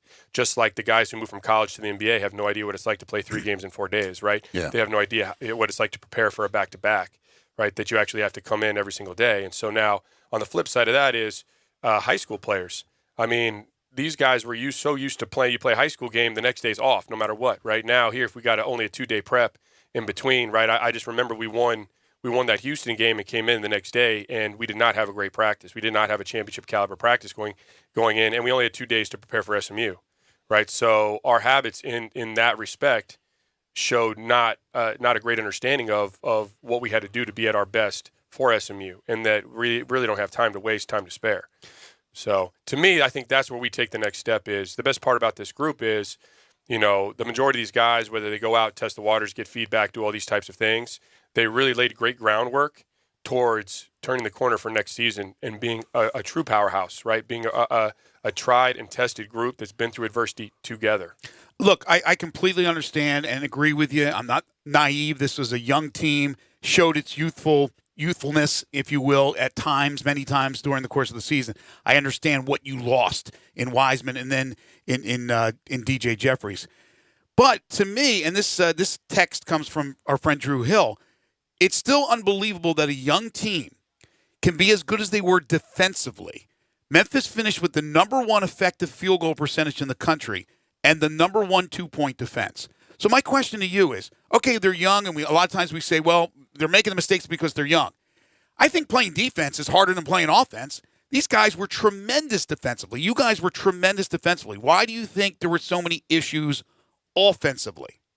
Yeah, I think the biggest thing here is, right, just as we look at it, and you know, I'm a numbers guy myself here. I can show you right here. You can see all the green on our side, and then you can see the red. Oh, it's easily understandable. Now the problem is that the red isn't just light red, right? Light red we're good with. Dark red means, oh man, we are catastrophically bad in this category. Right. When you turn the ball over on 22.3% of your possessions, right, which is dead last of the high major programs, you look at our final box scores, there were times when the opponent attempted 20 more field goals than us. Right. It's hard to overcome. And we won a game by 20 where we turned the ball over 24 times. It's like 1 out of every 4 possessions. That makes no sense, right? And so, you know, now you dive into the video, right? Okay, let's look at our turnovers, right? How many of our turnovers are categorically unforced turnovers, right? Like trying to swing for the fences, trying to squeeze a ball through, trying to throw a lob pass that goes out. Do you keep those numbers too? Like which ones are unforced and which ones are forced? we have to go back and we have to chart them after every game. Okay. So when you go back and you chart them, and we average about 17, 18 turnovers a game, right? You're usually looking at about 5 unforced live ball turnovers. The problem with live ball turnovers is that you can't defend them, and that's how the swings of the games come. The game always comes, right? It's about what happened the last 3 offensive possessions, the last 3 defensive possessions. And what we're trying to do is instill that with like our guards, for instance, right? Our point guard has to know time, score, and what happened last 3 offensive and defensive possessions. Why that's important? Hey, if we have the momentum, maybe you throw that lob to Precious. We don't have the momentum, maybe you back it out, right? The big thing is the guy who has the ball in his hands is the guy who takes responsibility for the decisions. The next element of this, and this is where real maturation takes place, right, is if Precious is running in the middle of the floor and we've got Lester in the weak side corner and Lester's man is running back in transition defense and he loads into the middle of the paint, right, and he's like standing right there, and you throw it to Precious at the 3-point line, barreling down the middle of the paint, what's going to happen? We know that's going to be an offensive foul, right? So whose fault is that? Is that Precious's fault for running full speed down the middle of the lane? No. The guy who has the ball takes responsibility for the decision. So if you pass it to him and he charges, right, you set him up for that. So that's where you've got to be able to read. You got to read your defender. You've got to read the weak side defender. You've got to read the rotating defender. And that's where the maturation takes place, because at the high school level, let's be honest, rotations are so intricate on defense. Like you said, it's difficult, right? It's rehearsed every day through shell drill, through various ways that we are teaching guys to understand. You've got to be at the low man. You've got to be at the nail. You've got to pull over on the weak side. Don't hug your man. The high school level, none of that's there, right? The paint is wide open. And so now once you get past your guy, that's all they're used to reading. I get past your guy is the easy thing. It's the easy thing at any level. It's the easy thing at the NBA. Guarding in space, guarding one-on-one is one of the hardest things to do. The real hard reads from an offensive perspective are the next guy and the next guy. And so for us, that's where that maturation has to take place. Because when we look at this next year, we want to keep the green over here, right? You didn't even mention that we're second in the country in defending the three-point line. We held teams to 28%. Now, let's also look at our last and what actually we can look at a couple, but number one would be here our defensive rebounding percentage, right? Was 60. I mean, we can't give up second and third opportunities, regardless of how well we defend. So we've got to be able to limit teams to one shot, one contested shot per possession. And now on the other side of that, we want to have more field goal attempts than we want to push the pace. We played at a quick pace. I mean, we're third fastest team in the country right here, right? I mean, we're averaging about 75 possessions a game. That's great, because we also want to score in transition because we're a good transition team. So there's this caveat where you don't want to slow us up, because we're not going to be good as an offense if we put the brakes on, right? Because you're always better trying to attack a defense in transition. Right. But you also got to, help these guys learn without the quick hook, right? You turned it over, you threw it in the stands, come on out. You know what I mean? So there's a lot of things that you're working through. I think first and foremost is understanding that whoever has the ball has to take that responsibility. Because if you outlet the ball to Lance Thomas, you throw it to him in a position where he's putting it on the floor 3 or 4 times and he makes a mistake, right? There's been plenty of times with our guards in practice where I'm like, hey, man, that's on you. Yeah. Well, why is that on me? He did that. No. After you throw to him, knowing that he's in a spot that's not going to make him successful, you put him in a bad position. Right? That's what Tom Brady's going to take responsibility if he leads a guy over the middle too much and throws an interception. Right. You know what I mean? Right. Like, well, hey, no, you got to read that, and you got to see, no, that's not a good position for this guy. I don't even need to throw the ball at him. So now let him veer out, and now, loft it up to a different spot. So we've got to put our guys in positions to be successful as coaches, but our guys also have to understand our personnel. Know your personnel. That's not just the opponent, but it's your personnel as well. How much you talk about knowing the game situation as like, do you want to throw this lob now based on do we have the momentum or are we looking for something else?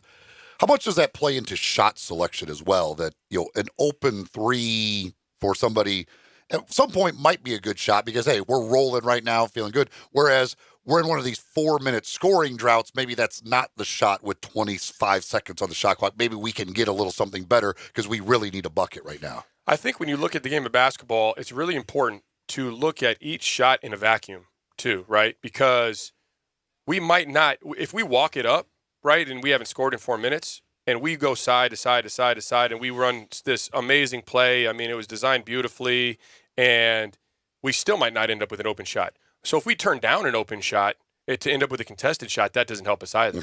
So there's this caveat between how you look at each shot. Shot selection has to be looked at in a vacuum. It has to be looked at based on who's taking the shot, has to be looked at based on how open the shot is, based on the shot quality in terms of points per shot. And so for me, it's like an early shot can absolutely be a good shot, and it can be a bad shot, right? So there's so many different things that you've got to look at in regards to that. Now, the first open shot that we get for a good shooter in a spot that he can make a shot has to be taken. You can't turn down that opportunity because everybody thinks, hey, man, we're going to go from good to great. Well, that makes sense on a quick closeout read. Bam, ball's here, ball's there, shot, right? But if you're like, no, and you pass it back out, it almost resets the offense. Every time a guy holds the ball for 2 seconds, that's the Spurs mentality. The Spurs, Popovich started emphasizing 0.5 mentality, right? Which means make your decision in 0.5 seconds. Essentially, you're deciding what to do with the ball before you catch it. You're reading your closeout before it happens. Basically, you're reading, where's my guy at right now before I catch the ball? So how far does he have to run? Am I open? Am I not open? So it's really shoot it, rip it and drive, or swing it to the next guy. But anytime you catch it and hold it, the ball loses energy. We got to get that energy back because we want to attack rotations. We want to attack closeouts. We want, straight line drives. We want to make extra passes. We want to break the paint multiple times and live in the paint. But we're doing all those things to create open shots. All right, so as we get ready for recruiting to continue and where you go from here, and obviously I'm not putting you on the spot because I know the school is not commenting on anything with what's happening with the NCAA, but it certainly challenges you guys more because you don't know the mindset of the players you're going after. But it seems like, and Penny has said this, that you're going to look at all avenues. You're going to look at grad transfers. You're going to look at junior college guys. Obviously, you're after some big-name senior high school players. This seems like after what happened last year and the loss of Wiseman and, combining that great class with what you're able to get in this class could really set you for the future. How pivotal is what's going to be happening here in the offseason to add to this roster? Well, first I'll say is the most pivotal thing is how we grow what we have right now, to me, because we have a good foundation. Remove Precious Achiuwa. Okay, yeah, we've got some holes to plug. There is no doubt about it. But we have a great foundation. And now what we have to do is we've got to find the right pieces that fit and make sense. There's no question that we're going to need to go out and we're going to need to get 2 or 3 guys that can really come in and help complement what we have and already have and how we move forward. And with that being said, I think you just go on a case-by-case basis, right? Because youth versus talent, experience versus potential, those are some of the questions you have to ask in terms of putting the roster together, right? Mm-hmm. Do we add all young pieces? Do we sprinkle in a grad transfer? I think you go on a case-by-case basis and try to figure out, hey, what does each guy bring to the table on the floor? But then also what can each guy bring to the table in terms of leadership, experience, what have they been through? And it's just going to take, the staff sitting down and figuring out what makes sense and Penny giving us the direction in terms of this is what he sees, this is how he sees our growth, and this is where he sees our future. So I think it's exciting, to be honest with you, because whereas last season, we bring in however many 8 new players or whatever it was, it's like a whole new roster. Now what you're doing is you're adding to a foundation, and there's a difference there, a complete difference, because now these guys that we have within the program all understand what to expect coming in every day. They understand what the grind is like, and they have the ability to now learn from those things and get motivated. Because I know I woke up today motivated for next season, right? I didn't wake up today dejected about what just transpired. I'm looking forward, and our focus has to be forward.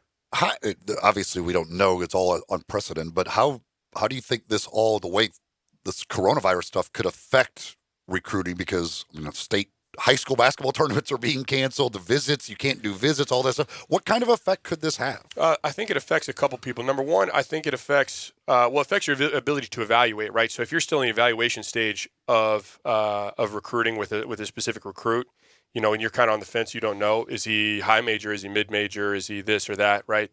It really affects those unsigned senior type guys who might be able to punch through into that best available category, but aren't going to have the opportunity to prove it on the spring circuit or in their state championships or whatever the case may be.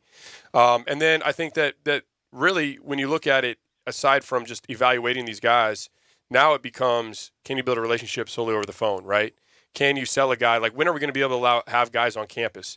The NABC put out sent a thing to all the coaches and stuff like that. In-person recruiting is, right now, it's just at a standstill. Mm-hmm. There's been no resolution in terms of when that's going to be lifted. When can we have our recruits on campus to come see our beautiful practice facility? And when can we go meet with some of the kids face-to-face who, in the middle of the season, we haven't had as much time to go and spend time with them?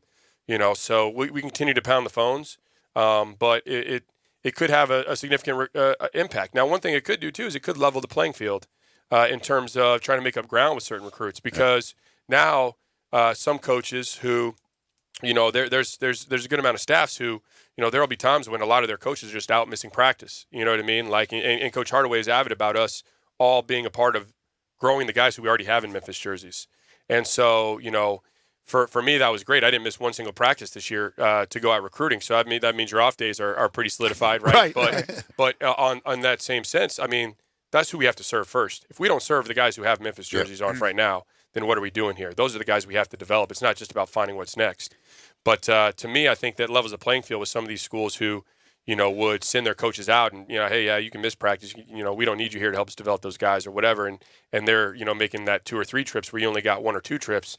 Now all of a sudden, rather than it just being a free-for-all at the end here, I think we can make up ground on the phone. All right, final thing for you, and this is we were talking about this earlier here on the show. I don't know if there's a formal proposal out there, but people have been talking about the possibility of allowing seniors who are missing their final games, and I guess it would be all sports, baseball season's done in some leagues, and give these guys an opportunity to come back and play basically what would be a 5th year of eligibility and have their senior season all over again. Again, it's just out there. I don't know if there's a formal proposal. What if you were the czar of the NCAA and you could make a decision on what to do because of everything that's been affected by the coronavirus? How would you play it? Well, if I was the czar, would I get one of those cool hats to make the decisions? Yes, absolutely. Okay, That cool. comes with You're not the Pope. Any czarhood. You're not the Pope, Cody. You're the czar. Any czarhood gives you. You got to get a hat. There's got to be a czar hat. Yeah, there's got to be a czar hat. So once I get that czar hat on, I'm not opposed to it. I understand some people talk about how it causes concerns over other players, in terms of, incoming and things of those natures. I think that you'd probably have to look at, hey, are you going to expand the rosters then? Are you going to allow more players to be on the roster, right? Are you going to mandatorily make the schools bring kids back who maybe they were ready to let, go into their next, ventures? Mm-hmm. Are you going to allow the kids to kind of be free agents in terms of grad transfers? I don't know. I mean, it's a tough question to answer. I'm not opposed to it because I do think there were a lot of kids out there that kind of got robbed of, some special memories and some special moments, and that, giving them another opportunity, another crack at it. I mean, what's lost there, right? If the NCAA is truly about education and these kids were on track and they were graduating, then they're going to have an opportunity to start working towards their master's degrees, right? So now there's an educational element that can factor in, and I think, that really there's nothing lost if that's the case. If you let a kid stay in school another year and put on a uniform and go to practice and possibly have the opportunity to play in an NCAA tournament, I think we should allow them that for sure. It was fun. It was a blast. Thanks for coming in. Air fist pound. There we go. Look at that. Look at that. There you go. Yeah. Stay safe, guys. He is Cody Topper, Tigers assistant basketball coach. You can follow him on Twitter at Top33. We'll talk more Tigers in hour 3 when Matt Dillon joins us for the Tigers basketball report. But more middays when we return after this quick timeout right here on Real Sports Talk, Sports 56, 96.1 and 87.7. Broadcasting from the Family Leisure Studio, we are Sports 56, 96.1 and 87.7. One thing I really admire about Central Barbecue is their commitment to quality. Then why do they let you do their commercials? I'm talking about their food. Everything is prepared with devotion to taking the time and effort to create perfect barbecue. Oh, I know. That's exactly why I was wondering why. They're not kidding with that slow-smoked Memphis-style slogan. They smoke their pork for 14 hours. Do they have to? They do if they want to be the best barbecue in Memphis, and they are. And yet they let you just throw together. There's nothing better than Central Barbecue because they care. Except apparently about their radio ads. Hi, it's Jamie, Progressive #1, #2 employee. Leave a message at the... Hi, Jamie. It's you, Jamie. Don't hang up. You need to hear this. You gotta quit wearing that aviator jacket. Nobody's buying it. Sorry you have to hear it from me, but at Progressive, we're all about giving it to people straight. That's why we show our rates alongside our competitors' rates. And when you're helping people find great rates, you don't need some jacket to look cool. Just keep rocking that scarf. Progressive Casualty Insurance Company and affiliates. Comparisons not available in all states or situations. Prices vary based on how you buy. Hey Memphis, Extreme Experience is coming to town this March, which means you can get behind the wheel of a Lamborghini, Ferrari, Porsche, or the all-new Mustang Shelby GT500 on a real racetrack with no speed limit starting at just $199. Don't miss your chance to race your favorite supercars on track with Extreme Experience at the Memphis International Raceway this March 20th and 21st. Visit xxb.com or call us at 866-273-7727 to reserve your spot today. Space is limited. Save 20% with code DRIVETIME. Visit xxb.com to book your drive.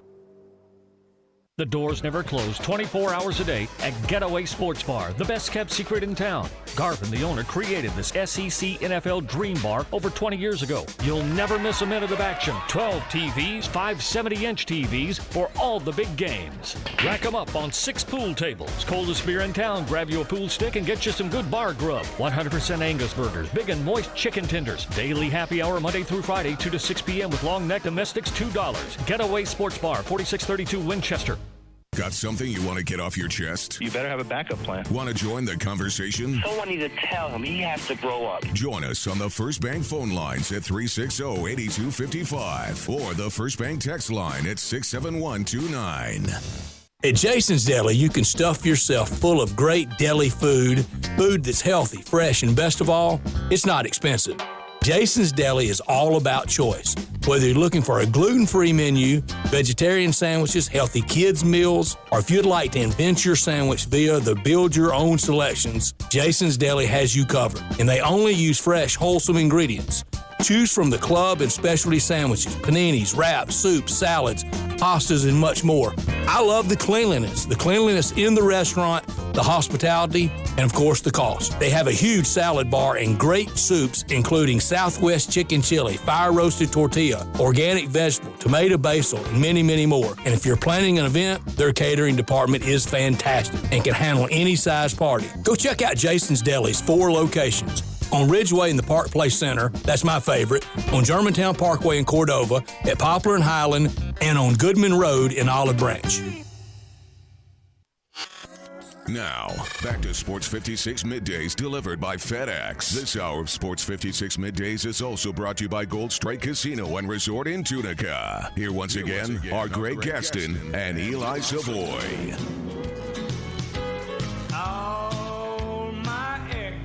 Welcome back here in the Family Leisure Studios. Thanks to Cody Toppert for stopping by, joining us here in studio. Always interesting stuff to talk to Cody, and he is very big into the numbers and the analytics and all of that good stuff, and breaks it down. And it's always an interesting conversation with him. So certainly appreciate him stopping by and joining us.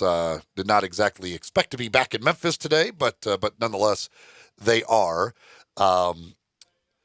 But somebody says, I like the coach a lot. Tell Cody, thank you so much for your effort this year. Loved watching you coach our guys. Look forward to many more. That comes from Tiger Steve. Somebody asked, can you ask him to talk about new recruits? They can't talk about new recruits because they don't have anybody signed. You can only talk about guys who are signed. So there's no ability for him to talk about any particular recruits because they have not signed any of those guys to this point. It's going to be a huge challenge. And the reason it's going to be a huge challenge is because we don't know what's going to come out of that independent panel and what penalties, if any, and we assume there will be some, will be levied against Memphis, and when, more importantly, it will happen. So if you are a recruit, let's say you're Greg Brown or Jalen Green, and you're obviously have Memphis in your mix, do you look at it and go, oh, I'm probably going to be a one and done? In fact, I know I'm going to be a one and done. How about if they get a ban? How about if they get a postseason ban? Or maybe that postseason ban or penalties are announced before he makes his decision. Then he says, why am I going to play there? I can't go to the NCAA tournament. Hopefully it won't be that bad. I'm hoping, I've said it before, I don't think it'll be as bad as some people believe it will be. But if you are a recruit, especially a one-and-done guy, does it matter that you're not going to play in the postseason if that came to fruition? Here's a question for you. Georgia Tech accepted the postseason ban for this year. Does that count? What do you mean? Does it count for? There's no postseason this year. Oh. I would say yes, it counts because they announced it before any of this happened and the tournament was actually canceled. They should at least give them credit for that, I think, personally. They may not. Because technically there was no tournament.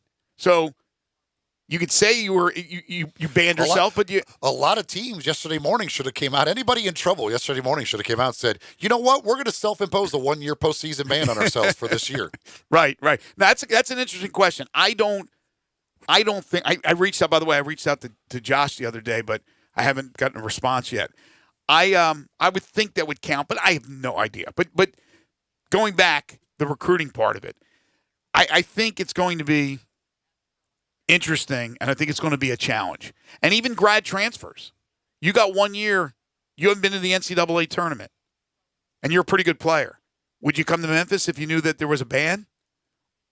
Or there's the possibility of the ban?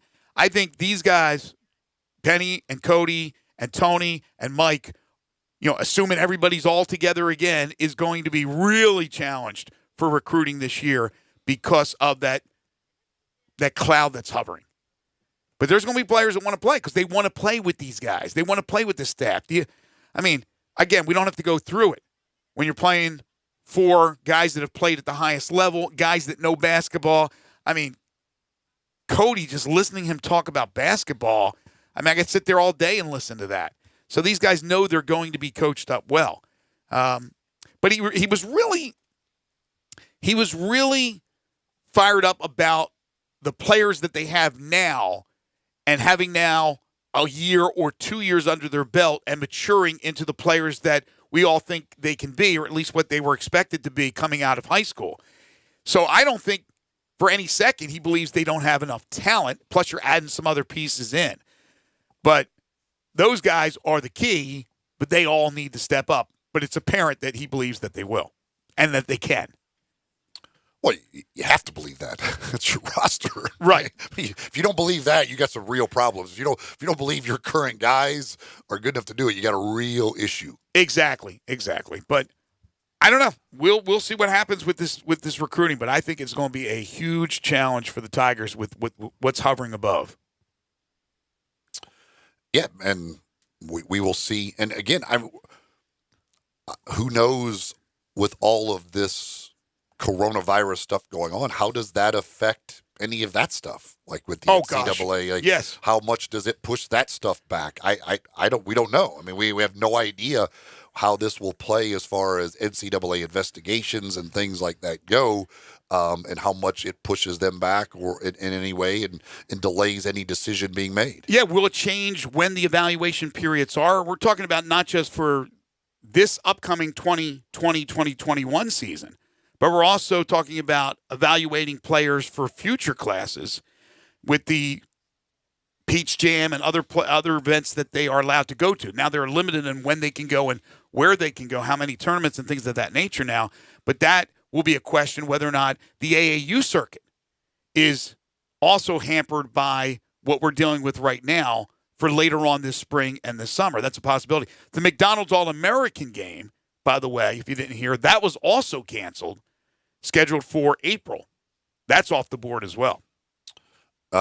Somebody texts in on the First Bank text side, does the U of M have any idea when the panel will take up their case? Nope. No, again, we don't know. Does this coronavirus stuff delay that? We don't know this. I would assume that this coronavirus is going to delay all that stuff because they're not going to be, part of the thing that as part of the investigation, they can come on campus and observe and things like that. They're not going to be sending people onto campus right now. So you don't know, what effect this is going to have on that decision coming down and what kind of delays it may have in this committee. Heck, this committee, they're not going to be getting together. They're not gathering. Nobody's gathering if they don't have to right now. Right. So they're going to say, no, we're going to wait, I'm sure, before we even think about getting together and doing any of this stuff. Somebody else says, what about the coaching hot seats? I haven't heard any firings. Dan Marley got fired at Grand Canyon University. Mm-hmm. Seems like a weird time to be firing coaches. Everything's off except for firing season. Firing season always is on in college sports. 24/7, unfortunately. You can always fire a coach no matter what's happening in the world. We can always fire a coach. I heard. I don't know what will happen as far as some of those. Like they bring up Texas. Okay, we don't know whether Texas was going to make the NCAA tournament or not. And so if kind of your thought was, well, if we don't make the tournament, we're going to fire him. But if we do make the tournament, we're not going to fire him. Well, you can't use that as your barometer. So you got to judge it without that. Some people want them to announce the field of 68. Which, who cares? Who cares? The kids deserve to know whether they made it. Why? Why? Just to rub it into the ones that didn't, or to tell the ones that did, you made it, but you don't get to play it. That does not make any sense to me. Announcing a field for a tournament that's not going to be played. You're going to have cameras at different sites. Hey, they didn't get in. Sorry. These kids deserve to know whether they made it. No, why? No. Who cares? I don't think any one of those kids would care. Most of them who would have made it know they made it. I heard Rick Neuheisel today on a radio show. He does that radio show on Sirius XM, and he was talking about Grand Valley. And first of all, Grand Canyon, excuse me. I had no idea it was in the Phoenix area. Grand Canyon. No, it's in Phoenix. I didn't know it was in the Phoenix area.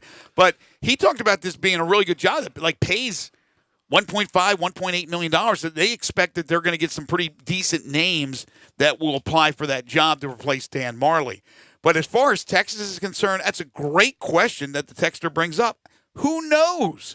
I mean, was it real? We kept talking about, well, in fact, Jerry Palm was kind of alluding to it as well.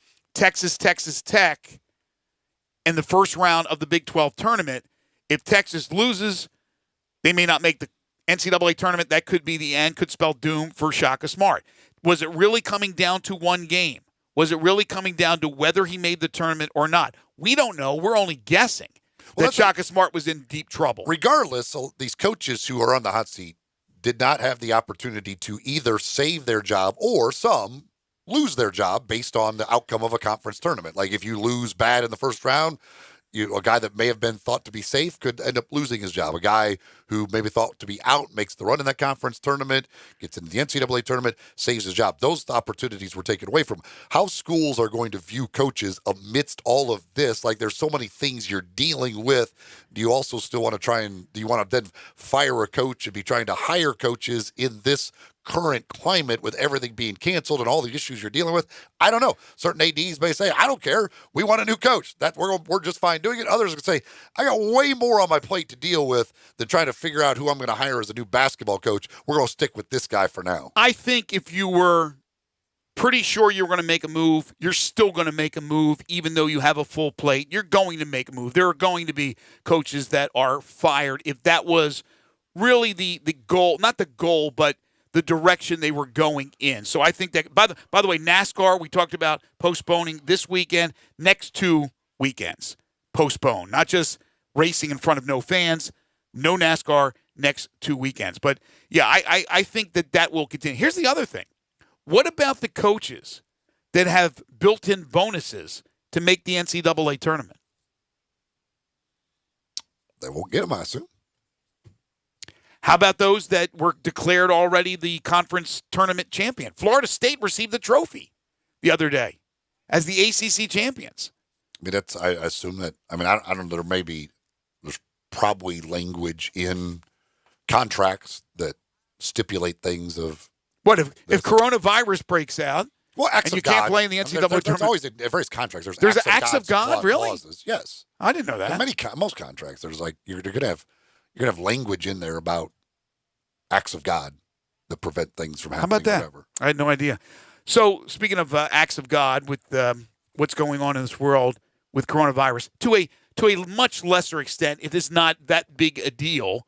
However, as you folks know, Hour 2 of our program is brought to you by the Moneyline Book Bar and Grill at the Gold Strike Casino Resort. And I believe starting on Monday, they're going to go on a hiatus because what can I do? I could tell you about it, but there's really no reason to go down when there's no sports. So when we come back, Troy Douglas is going to try to update us on what's happening. Casinos, I think, are still open for business, if I'm not mistaken. We'll talk to him a little bit about that and how it's affected the gambling world.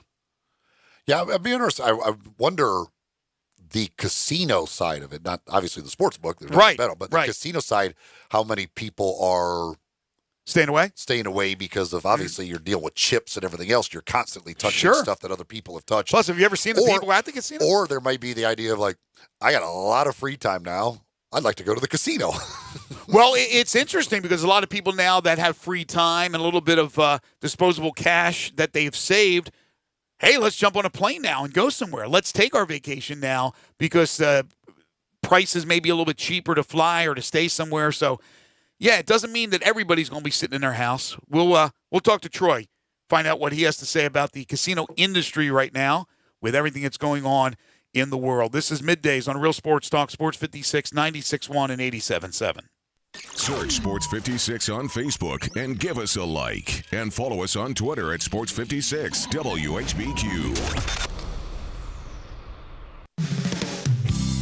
DeSoto Auto Sales specializes in late model cars with low mileage. They have the highest standards in the car industry. All of their cars are test driven, checked out from head to toe. Unlimited inventory, every make and model. And if it's not on the lot, they'll find it for you. Walk in the door of DeSoto Auto Sales, 5704 Goodman Road. Within 45 minutes, you can test your car, get credit approval, and finish paperwork within an hour. No shortcuts at DeSoto Auto Sales. Kind, courteous employees, a down-home environment. DeSoto Auto Sales cares about your time. Lowest prices in a 350-mile radius. We're living in a world today where time does matter. Visit them online. Check out their referrals. DeSotoAutosales.com. Very proud to serve DeSoto County and other surrounding areas. DeSoto Auto Sales, 5704 Goodman Road. Call 662-890-7184. 662-890-7184. Come on down to DeSoto Auto Sales. A good friend of mine told me about this awesome place for lunch. Oh, yeah? What's the name? Neil's Grill and Bar, where the fat man rocks. Everybody knows Neil. Where's it located? It's located in Yorkshire Square off of Quince. And what's it like? The best lunch place in Memphis. You know, like real mashed potatoes and gravy. Everything is made from scratch. Monday through Friday, daily lunch specials like Monday baked chicken, Tuesday chicken fried steak. Yum! Fried chicken livers every Wednesday, Friday Salisbury steak, barbecue chicken, or if you just want a vegetable plate, the best veggies in town. What about the lunch price? Meat and 2 veggies, $7.95. Meat and 3 veggies, $9.99. And veggie plate, $8.95. Big fat boy portions, man. Man, you're making me hungry. Let's go. You drive, I'll buy. Come hear the best live local music at Neil's. Every Wednesday, world-famous Elmo and the Shades. No cover charge, 7 p.m. to 11 p.m. at Neil's Bar and Grill. Where the fat man rocks. I'm here interviewing Macaulay Williams, CEO of Big River Distilling Company here in Memphis. Macaulay, tell us about the uniqueness of your Blue Note Bourbon and Riverset Rye. Well, Eli, both my products, Blue Note Bourbon and Riverset Rye, are produced right here in Memphis, Tennessee. The Blue Note Bourbon is a premium small batch blend, minimum age of 9 years, served at 93 proof. The Riverset Rye is a straight rye whiskey, also at 93 proof. It's a great spicy, herbaceous tone. It's great in cocktails. Where can folks find the Blue Note Bourbon and Riverset Rye? Both products can be found at any local liquor store here in Memphis and also at most bars and restaurants. Next time you're around the town, be sure to ask your bartender for a glass of Blue Note or Riverset. And is there anywhere else that folks can get more information about your products? Yeah, absolutely. At our website, BlueNoteBourbon.com or RiversetRye.com. Also, be sure to follow us on social media at Blue Note Bourbon or at Riverset Rye. All right, well, that sounds great. I can't wait to try a bottle. Yeah, Eli, I really appreciate the support, and hopefully you and your listeners can pick up a bottle today. Mid-South Power Distributors is your source for all things diesel. For more than 26 years, they've supplied all the diesel parts that you need. From simple repairs to complete overhauls, they have it all. Whether it's heavy, medium, light duty, agricultural, marine, or off-road, Mid-South Power is the leading source for all things diesel. Fuel injection, turbochargers, engine parts, alternators, starters, and brakes, they can supply all the parts and services you need. Stop in today at 3250 Mill Branch Road in Memphis or call 901-396-0710. Hey, sports fans, you already know about the great steaks at the Butcher Shop Steakhouse, a Memphis tradition since 1981. They specialize in hand-cut aged beef right over that hickory charcoal. But did you know the Butcher Shop also has great seafood items, from fresh Atlantic salmon with dill sauce, pan-seared red snapper with sautéed shrimp and Cajun cream sauce, Canadian cold water lobster tails, crab stuffed shrimp, homemade lump crab cakes, and a whole lot more. Oh, and don't forget the Fresh Burger Fridays for only $8.95. Come in, enjoy a fantastic dinner at the Butcher Shop. If you need a great private party, the Butcher Shop is your place. 6 different private rooms, seating from 12 to 250, all equipped with audio-visual. Rehearsals, business dinners, luncheon, weddings. You call the Butcher Shop at 901-757-4244. Or you can visit the website at butchershop.com. Just drop in, 107 South Germantown Parkway. Bust it. Now, back to Sports 56 Middays delivered by FedEx. This hour of Sports 56 Middays is also brought to you by Gold Strike Casino and Resort in Tunica. Here once again are Greg Gaston and Eli Savoie. UFC Fight Night in Brazil is on. It will happen. So something's going on. UFC 249 set for April 18th, still scheduled on the docket, but everything else is off, either canceled or postponed. It's historical, and it certainly has affected a lot of people. And down at the Gold Strike Casino Resort and books around the country and around the world, I'm sure they've all been affected. Has it affected the casinos as well? We'll find out as we bring in our friend Troy Douglas from the Gold Strike Casino Resort in Tunica, Mississippi. Hey, Troy. Hey, Greg. How are you today? We're good. You know, we're muddling through here 3 hours a day talking about sports or the lack thereof, as you know. And, of course, when it comes to sports gambling, it's kind of tough to gamble when there are no sporting events. So what is that like? Is it just – and I'm talking specifically now about the book. Is it a ghost town? Well, yeah. I mean, you know, the business certainly is declining with not much going on daily at this point. So pretty quiet at the actual book itself. But the outlet is still, got good traffic, and so far, business seems to be pretty normal throughout the rest of the property. So we are, there's still a good amount going on, and there's other things for customers to do. Yeah, that's what we wanted. We were talking about this earlier. Obviously, the books are affected at casinos around the country, around the world, but the casinos themselves, they are open for business, operational, and you say that they're doing well. Yeah, I think airline travel has affected a lot of it, and that's where people are trying to, I think, avoid most. And so, there are those that are opting to, I think, not fly, but still drive places that they like to go and know they can have a good time. And we've done things on the property to increase hand sanitizer and put up signage about the things that the CDC and World Health Organization recommends in terms of washing hands frequently, all the stuff we've heard, right? And but we make it as easy as we can for customers to sanitize when they need to. But like I said, there's still plenty going on, and we've got George Thorogood, tonight in concert.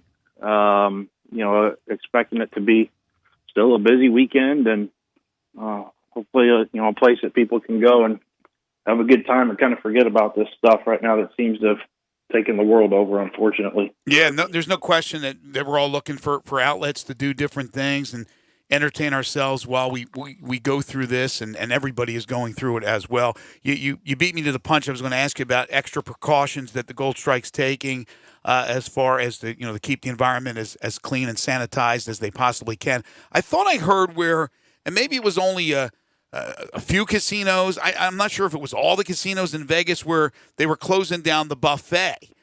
Is the buffet still operational at the Gold Strike? Yeah, Vegas is doing that, but buffet is open and still operational. We are, as part of the extra measures we're taking to help people feel like, things are a little bit more safe and sanitary. We're kind of changing the way that the buffet operates in terms of, we'll have employees that are serving food at each of the stations.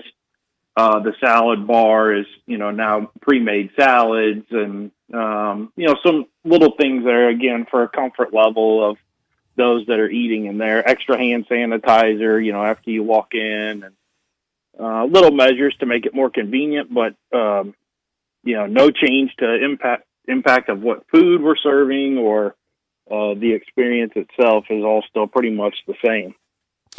Troy, for folks who had futures bets on college basketball, the NCAA tournament, conference tournaments, things like that, what do they do? Yeah, so if they've placed bets at the Gold Strike, at one of the kiosks, or even at the sports book, then they can come back to the property and go to the sports book, and they'll work on getting them refunded for those futures bets or anything, is for sure not going to take place at this point. We don't have mobile, but some of the books that do have mobile are refunding just through the online app itself. So for us, it's really come back to property and go to the sports book, and they'll help get those refunded. Is there any limitation on when you can do it? Is it only good for a month, 6 months, or can you do it at any time to get that refund? No, I think it's pretty open. The tickets themselves also can be mailed in. There's instructions on the back on how to do that if you've placed a bet. But you can come back and, we're trying to give customers a good window of time, knowing that some may be challenged to get back depending upon where they live right away.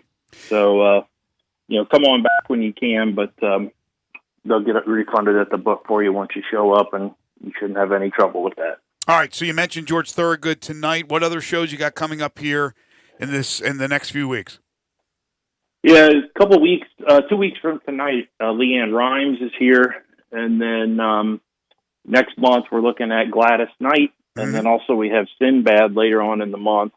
So a couple headliners here each of the next 2 months, and then we've got a few big ones beyond that. Chicago is coming in May that we expect to be really big, popular, new for, this area. Haven't been in a while.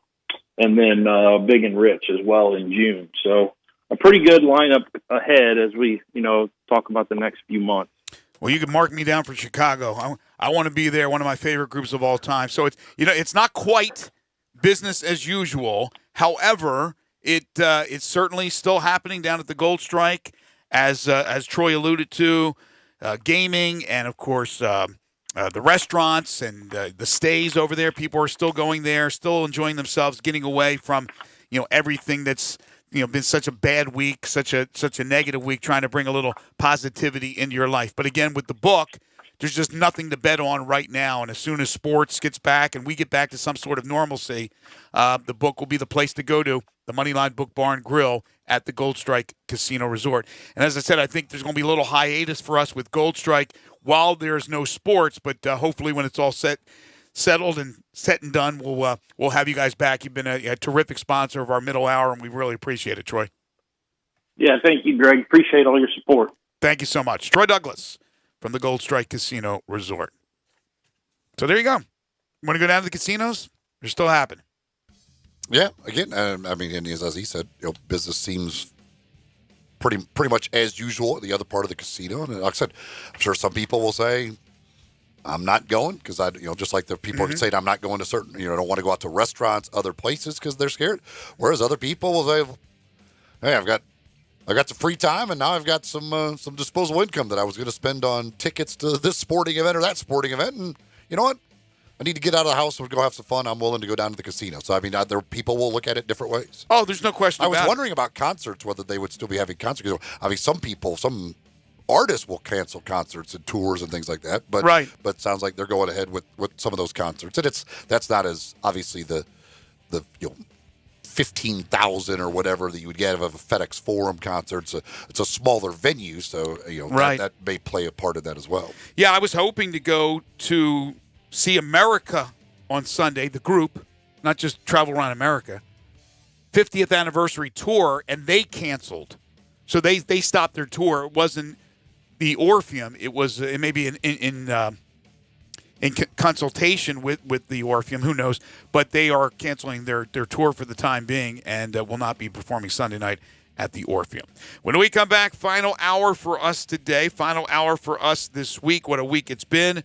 Matt Dillon was in Fort Worth for that short time that the Tigers and the rest of the conference was there for the American Conference Basketball Tournament. We'll get his thoughts on just everything that has gone down, the season as well, that turned out to not be what we had expected. What's the future look like? More Tiger talk with Matt Dillon coming up in hour 3.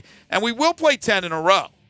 So wake up the kids. That'll be coming up in the final hour. This is Middays on Real Sports Talk, Sports 56, 96.1 and 87.7.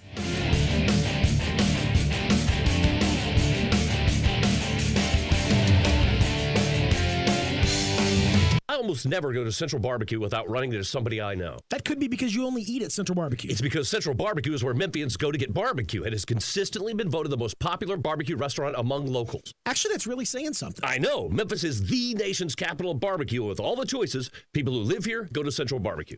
They do get their share of tourists. Sure, because Central Barbecue has been mentioned on TV and in tons of national publications. You know why? Because of the great food? Because those TV shows and magazines look for the place where the locals go, and that, my friend, is Central Barbecue. Farmers Insurance knows that there's a not-so-subtle difference between the sound of a car hitting your rear bumper and the sound of a clown car hitting your rear bumper. Whoa, whoa, whoa, whoa, whoa! Sorry about that. We call that a three-ring fender bender, and we covered it. Talk to a farmer's agent. They know a thing or two because they've seen a thing or two.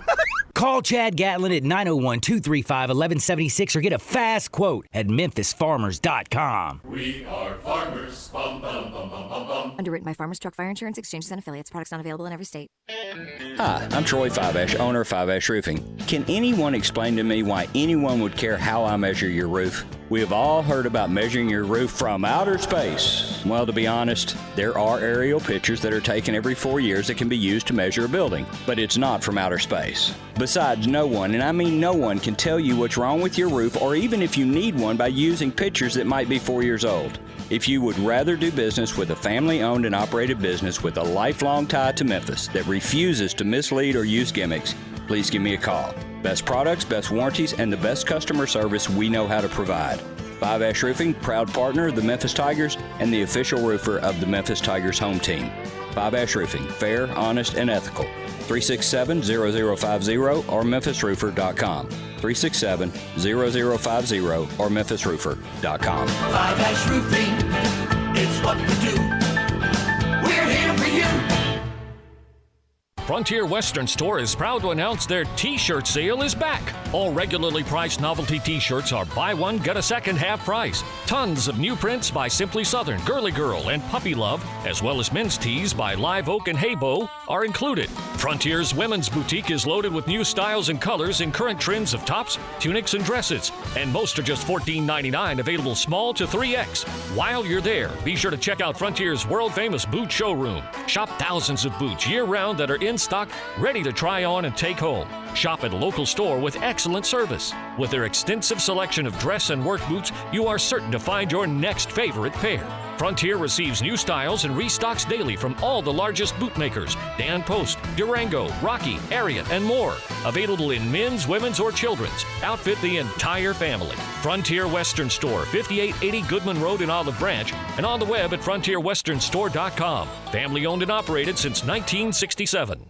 You're in charge of hiring, and Indeed has solutions, like online skills tests, which let a candidate show that they're the right hire. Indeed will also give you this sticky frog, which will suddenly leap and stick to the face of the perfect hire. Okay, there's no sticky frog. But skills tests, that's a for sure. See why independent research by Silk Road shows Indeed delivers 3 times more hires than any other job site. Visit Indeed.com/promo today and get a free sponsored job upgrade on your first posting. Terms, conditions, and exclusions apply. Hi, this is Rob Brown. Join Pete Cordelli and me Saturdays 8 to 9 a.m. for Sidelines here on Sports 56 WHBQ, 87.7 FM, and 96.1. We'll cover the Memphis Tigers, the SEC, and your favorite team. Give us a call. That's Sidelines, Saturday mornings, 8 to 9 a.m. Sidelines is presented by Duncan Williams Asset Management. So get up and give us a call. We are Sports 56 WHBQ Memphis, WIVG-FM Tunica Memphis, and WPG-FLP Memphis, Flynn Broadcasting Stations. Now, back to Sports 56 Middays presented by FedEx. This hour is brought to you by East Memphis Ace Hardware at Quincy White Station. Here once again are Greg Gaston and Eli Savoie. Welcome back, everybody. 12:04 the time, final hour for us today here on Sports 56 Middays. Greg Gaston, Eli Savoie, Zach Boyd in for Gabe Kuhn producing our program today. We're in the Family Leisure Studios where family and fun come together. Family Leisure. It's located at 2120 Whitten Road. That is just north of Interstate 40. Sports 56 Middays is delivered each and every day by our title and presenting sponsor, FedEx. Streamline your e-commerce business so you can focus on growing sales and strengthening customer relationships. Learn more at FedEx.com/e-commerce. Also, the third hour of the program, as Mr. Announcer Man said, is brought to you by East Memphis Ace Hardware. Ace is all about convenience and service, competitive prices. It's about that personal human touch. It's right next door to Billy Hardwick's All-Star Lanes.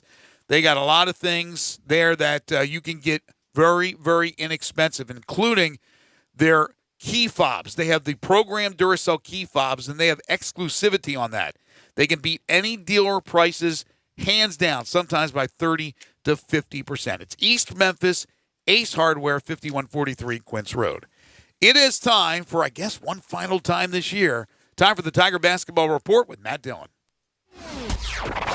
It's time to talk Tiger hoops. It's the Tiger Basketball Report with Matt Dillon of the Tiger Radio Network. The Tiger Basketball Report is brought to you by Neil's Bar and Grill, Binswanger Glass, Getaway Sports Bar, Big River Distilling Company, and Central Barbecue. Here are Greg, Eli, and Matt. Matt Dillon joins us every Friday for the Tigers Basketball Report. You can follow him on Twitter at Big Blue Matt. Matt has been in the broadcasting game here in Memphis for a long time, and I can guarantee you've never seen anything like this. Matt Dillon, welcome to the show, and thanks for being with us all season long, as it's going to come to an abrupt end like it did for the team the other night. Certainly did, and as I showed you, gentlemen, I'm wearing my credential to the. Oh, I'm supposed to be at Dickies Arena right now. That's not Dickies Arena or not? It's not. Huh? So I'm not even wearing any Dickies. You never got in there, right? You never got in to the arena. Never got in the Can you arena. give us a report on what the arena's like. Oh, I heard it was nice from people. Yeah, I heard it was nice. They said it was nice. Nice seats and suites and everything else, and supposedly a very nice venue for a tournament that is now on the asterisk mark. I guess you can put a little asterisk by it and say no tournament this year. But it was strange. I've been doing games for all these years. You guys have been doing a lot of them as well. But most peculiar year I've ever experienced, I think, doing Tiger sports. We had Cody Toppert on earlier, and I asked him the question that I'll ask you. When did you find out? What was the reaction to the people that were around you and your reaction when you heard the news? Well, it's kind of funny. I told you, with all the broadcasters, we got together the night before, and I had someone actually text me and tell me that the band and cheerleaders and pom-pom people had been turned around to go back home.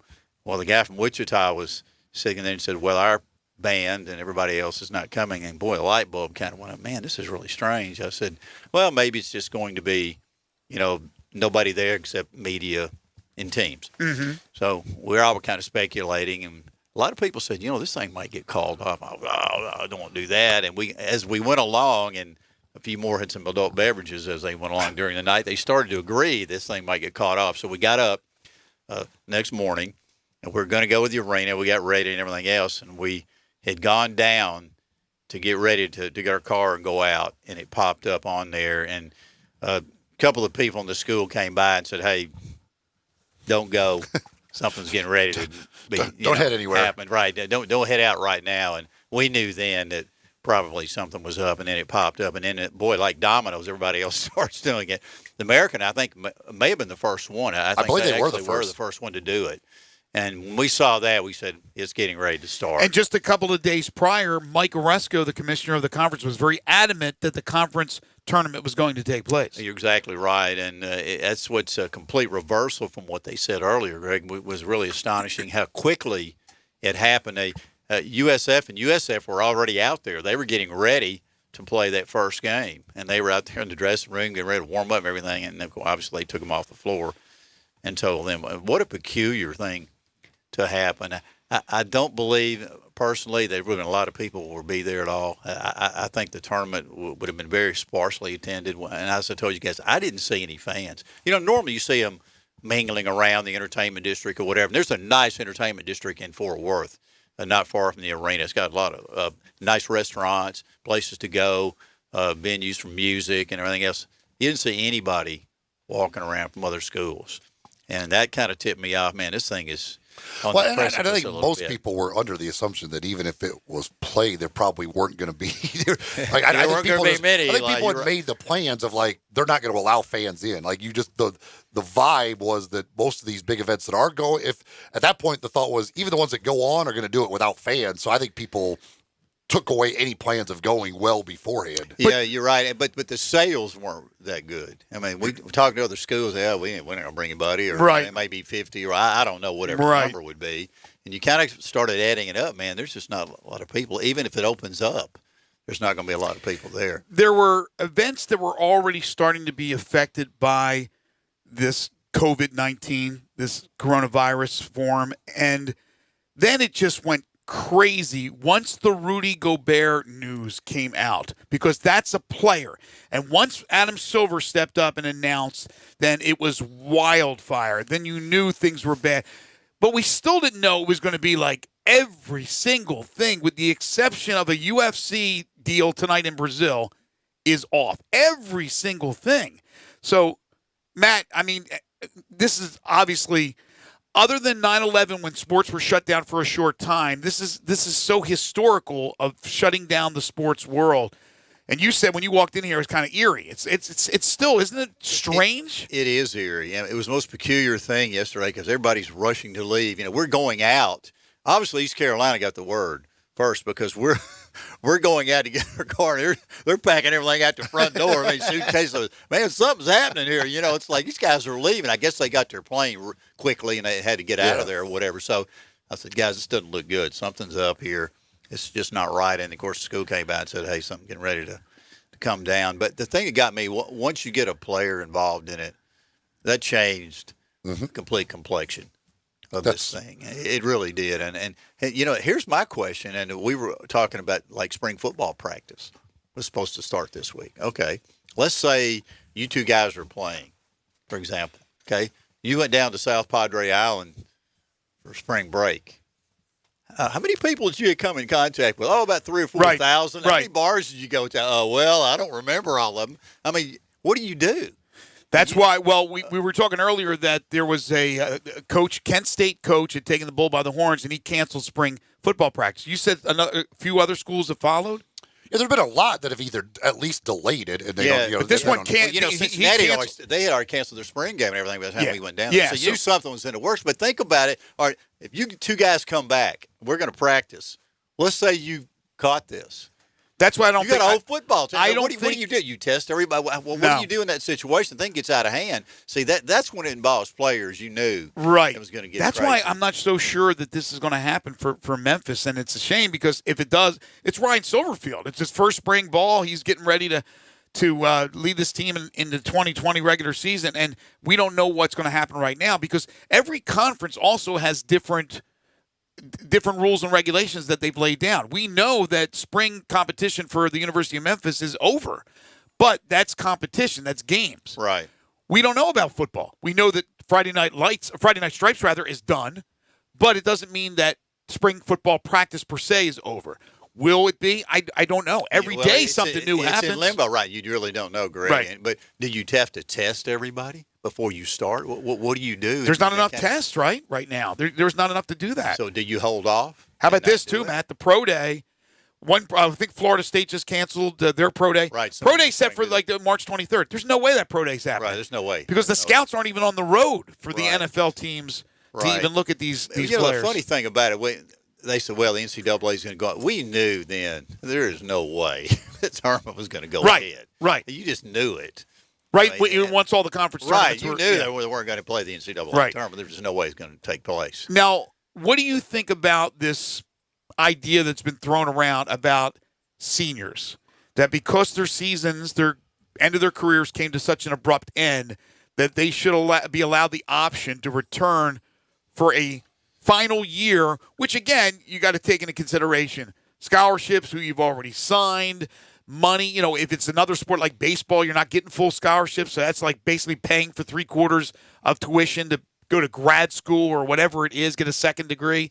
What do you think about that that's kind of being floated out there? I wouldn't be objected to it, but here's the thing. But remember years ago, Eli, he played in one game, hurt his knee. Year of history. Yeah, exactly. So, well, what about all those guys? I'm not saying, it was right or wrong, but that was the rules, I understand. Sure. But do you give people – they've had a senior year. I mean, that's one thing you got to look at. They've had, 30 games or whatever most people have played somewhere in that area. So do you go back and let them play another complete year? That's interesting. The money, that's just basketball. That's just what about these other sports that just started? They played 5 games, or baseball, or whatever. They played a little more, but the baseball, I mean, that's you haven't even played what they've played. Not a 30-year season. Most of them aren't even a conference schedule. I don't think conference schedule started for Memphis. No, basically about a third of the season they've played in baseball. 56-game schedule, and they've played about 17 of those. Right. So I don't know. That's being thrown out there as well. So here we are prematurely. The Tiger season is over. We know this is just nobody could. You could have had. I could have given you a million guesses to tell me what would have happened this year in Memphis Tigers basketball. You would have probably said, maybe Sweet 16, Elite 8, maybe a Final Four run. Nobody in their right mind could have come up with the NCAA, the whole thing with James Wiseman. They lose another stud in DJ Jeffries. Then the tournament, the conference tournament, is canceled because of this coronavirus thing, because of a virus, even if you just said a virus. I mean, nobody in a billion years. So all of a sudden you have one of the craziest years. And yet, I think because it ends this way, Matt, if it ended this way, if let's say James Wiseman was here and Jeffries was healthy, and they had a team that was going to be a 1 or 2 seed and make a run to the Final Four, and then the season got canceled, it would sting a lot more than how it's stinging right now. I think it'd be more painful. Yeah, right. We were sitting there the night before, and we were kind of talking about that. What if his team was a 1 seed and had a full head of steam and was getting ready to go into the tournament with a good chance maybe to get to the Final Four and win the whole thing? Right. How would people react to it? It's a sadness, I think, obviously, that this whole year it was out of sync. I don't know how to describe it. It was a weird feeling to me from the beginning. Playing James Wiseman and he's suspended. Everything going along. I mean, it just, Lester got hurt for a while.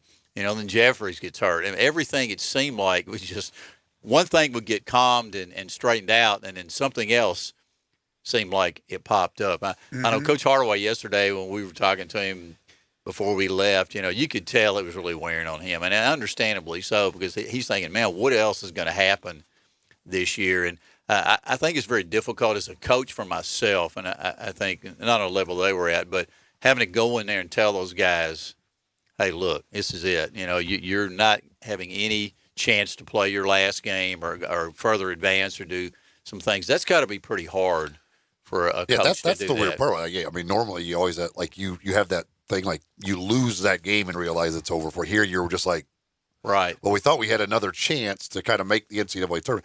By the way, Jeff Goodman tweets that the NCAA, the Council Coordination Committee, whoever that is, has agreed to grant relief for the use of a season of competition for student athletes who have participated in spring sports. The committee will also discuss issues for winter sports student athletes. So the spring athletes are not going to apparently have a year of eligibility used up for the brief season that they played. Exactly, because they haven't played very much over there. I mean, they've got another couple of 3 months to go in this thing. This is a long period of time. Again, that's still, to me, it's a little weird why they've already canceled like the College World Series in June. It seems like you could have waited a little bit on that. But I agree. That seemed a little quick to me. But if they're going to do that, like these kind of like the SEC who have discussed like the possibility of still playing some of these springs like baseball when they can, like, do they still not use that year of eligibility if they do end up playing out the rest of the season from April on, or how does that work? You'd almost have to use it up, I would think, wouldn't you, if you go back and start playing? And baseball really doesn't matter because most guys leave after their junior year once they're draft eligible. Sure. Anyway, like that is so baseball, it probably doesn't apply as much as it would for softball and other sports because baseball, most guys don't stay till their senior year anyway because they all leave for the draft after they get drafted. Right, but not everyone does, and some play 4 years. And not that this is important, but what does it do to records and things of that nature? Because basically, one person can have 5 seasons or at least 4.5 seasons, and the other people only 4. So when you look back at history, they played a lot more games. I don't know. It's probably the right thing to do. But what does it also do with the scholarships? So if I have this right, so what they're saying is, does it still have to be approved? They're giving relief to these spring athletes, right? Yeah, the spring athletes that they have agreed to grant that relief. They're not using a year of eligibility. Okay, so we're talking about basketball and softball and things of that nature. Not basketball. I'm sorry, I meant baseball. Right. Baseball and softball. But they're going to still look at the winter sports like basketball and then decide what they want to do. That's when you start to really wonder about the scholarship stuff because some schools now Memphis hasn't got a commitment yet, but some schools already have guys signed. Well, you'd have to expand the number. You'd have to enlarge it. But that's money. That? Yeah, that's money now. Right, that's more money. And they just lost come money up somewhere. And they just lost money because there was no big deal that the SEC tournament didn't take place. No big deal that those teams in the SEC didn't go to the NCAA tournament, which we didn't have, because they're the freaking SEC. They're making money hand over fist. They'll survive. But it hurts anybody in the American that's not getting a check from playing in that tournament, the conference tournament, or those that would go on to the NCAA. Well, here's another kind of associated thing. What about recruiting? I mean, it's going to change the dynamics. Yes, we were talking to Cody Toppert about that. By the way, on recruiting, the NCAA has canceled all recruiting in every sport till April 15th. There's no on-campus, off-campus, nothing. No recruiting till April 15th. So if these guys come back, I don't need anybody else. My roster's full. Sorry, guys, we were recruiting you, but we have for you now. What about the dates of the NBA and when you can test the waters? And I know they altered that. They changed that, whether it was last year or the year before, to make it more advantageous for the players to be able to come back to their school. I know right now, according to Shams, NBA and Players Union have planned. They're going to enter agreement for a hiatus because of the situation. So it's a moratorium where there will be no business, no trades, no signings, no player team options, no 10 days, none of that stuff. So they're going to have a moratorium where they can't do anything. But looking down the road, it'd be a really bad 10-day contract to sign somebody when you're not playing. It's true. Exactly. It would. We're just going to give you 10 days of money for not playing for us. That'd be a really bad GM giving out a 10-day contract right now to somebody. But by the way, I should make it clear on that. When I say no recruiting, that is no, again, face-to-face. Right. You can't still, there's phone conversations and all that. Phone, but there is, that's the only recruit. You can't go meet with any recruits until April 15th in any sport. But I wonder, again, what it does to teams as far as players that could be testing the waters and from a timetable standpoint, because Memphis will certainly have some. We already know that's the plan of DJ Jeffries. Precious is going to be gone, but will some other players test the waters? How about, will any of these players want to transfer? Will they all? We don't know. And in the meantime, Matt, it's not only just the questions of how recruiting is altered, and Eli just gave us some up-to-date information, but also with the black cloud that's hovering with the NCAA thing, that's also going to factor in what players, because if players don't know if Memphis is on a postseason ban next year, what are they going to do? Are they going to say, if they're especially one-and-done guys, well, I'll go to Memphis, but, man, they still could get hit with something. Do I go to Memphis if I'm a one-and-doneer and I want to play in the NCAA tournament? And we don't know what's going to happen. And hopefully you do not know what's going to happen. So this recruiting is going to be really a challenge for these guys. It's going to be very difficult. You got to really plan very carefully to figure out what you're going to do, and that's a tough thing, because that fate you don't know. See, that's the thing, and you don't know exactly what's going to come down out of the thing. So how do you go and talk to somebody? You have to really be careful about what you do in that situation, picking the right guys, or maybe explaining things the correct way. I would hate to have to be in that situation. That would not be very easy to do. Let me add to what I was just talking about, the NBA. So the NBA and Players Union's moratorium period, this is according to Shams, is planned to be effective March 12th, which was yesterday, to April 10th. Then they're going to reassess. Players will be paid in full on their next check on March 15th. So all the way to April 10th before you can even consider doing something, and that's if we've moved on and gotten closer to getting back to normalcy, which I do not see that happening by April 10th. So that's where we stand as far as the NBA is concerned. My gosh. The Tiger Basketball Report brought to you by Neil's Bar and Grill. Also, Big River Distilling with the Blue Note Bourbon and Riverset Rye. Ben Swinger Glass for all your glass needs. BenSwingerGlass.com. Central Barbecue and their 4 Memphis area locations, as well as Getaway Sports Bar. We appreciate their support of the Tiger Basketball Report throughout the season. And we appreciate you, Matt. Again, it was just such an abrupt ending to this thing, but it's one of those crazy years. It was. Here's what's so funny, and you guys have done this too. You experienced it. Like if you go into a tournament, hey, this could be the last game. If we lose, it's not as bad. I mean, you don't even play. I mean, that's what's shock about this thing. I've got these charts sitting here for my game. They look nice. I guess they should keep them or whatever. I don't know. The collector's items or whatever. Never been used game charts. They're never been used game charts. Put them on eBay. Somebody can use them as charts, but you can't someone's game used. They're never been used game charts. Yeah. All this work though. Think about it. You think about it. Oh gosh, and the game. Look, Cody Topper came in with part of the game plan. They had the whole scouting report. Scouting report. Oh, yeah. Yeah. Think about all the work. Not the game plan, the scouting report. And they've had the scout. I mean, they're looking at ahead of that. Not only the first game, but they're already working on for other games. You're preparing for what you could face down the line, and you really do. I don't keep many of these. I do have the national championship game. I did keep it. Sure, I've got it in a case thing, but I may have to keep these. I don't know if I keep this. I don't know. Maybe next year you can use that. Maybe all the guys will be back and you'll just use that again. just put it out. Here it is. But I told my wife when I pass on, she can take all this stuff and sell as collector's items or whatever. But I don't know. Your point is well taken, though. you normally can prepare for that final game, whatever it is. You know that this could be it in the conference tournament, or you knew in Memphis's case that even if they didn't get to the NCAA, they were going to go to the NIT. Probably NIT, sure. But then when you get to the NIT, it's like this could be the last game. You know, there's preparation. No preparation for this. Nobody in their right mind could have thought, a month ago, a couple of weeks ago, that we would be in this situation. And with the NCAA tournament canceled, even a few days ago, that we knew that this could come to an abrupt ending. You're right. One other thing I guess I can interject, and this happens every year. Every team has its own identity. So this team's fate was, boom, we know what it is. Now, who will be back next year? Who do you add? I mean, it's a puzzle. And every year it's a challenge to do this thing. And I think there's going to be some changes on this team. There's no question about it. And the fans just have to understand that every team has that identity, and some – are successful. Some things go good, but this year, guys, I'm telling you, it is really weird. I had a couple of things happen during my career.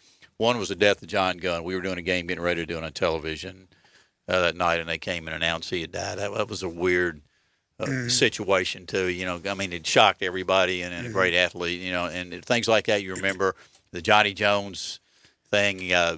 Here's Tick, and then boom, all of a sudden, Johnny Jones inherits the team. I was involved in that thing. Right, and that was a strange situation. It was really strange. I was doing a coaching show with Tick, and we were getting ready, and then Johnny says, well, I'm doing this show with you. What? It's like something's getting ready to happen. Something, there's just strange things happen. This is a weird year like those, and that's what you remember about this team now. For years and years. That's a team that didn't get a chance to play in the conference tournament. Could have gone maybe the Final Four. Could they gotten it together and gone for a deep run in the NCAA? That's things that'll always be out there. You'll have to ask because you did not have a chance to do it. Matt, great job as always. Thanks, guys. I appreciate it. It's been fun being with you guys, and hopefully next year won't be as crazy. It can't possibly be as crazy as what we just had. He's Matt Dillon, Tiger Basketball Report. You can follow Matt on Twitter at Big Blue Matt. We'll take a timeout. When we come back, let's play 10 in a row. Let's do something fun. Jump on the phone lines at 360-8255. First Bank phone lines, 360-8255. They can't stop 10 in a row, ladies and gentlemen. It's coming up next. This is Middays on Real Sports Talk, Sports 56, 96.1, and 87.7.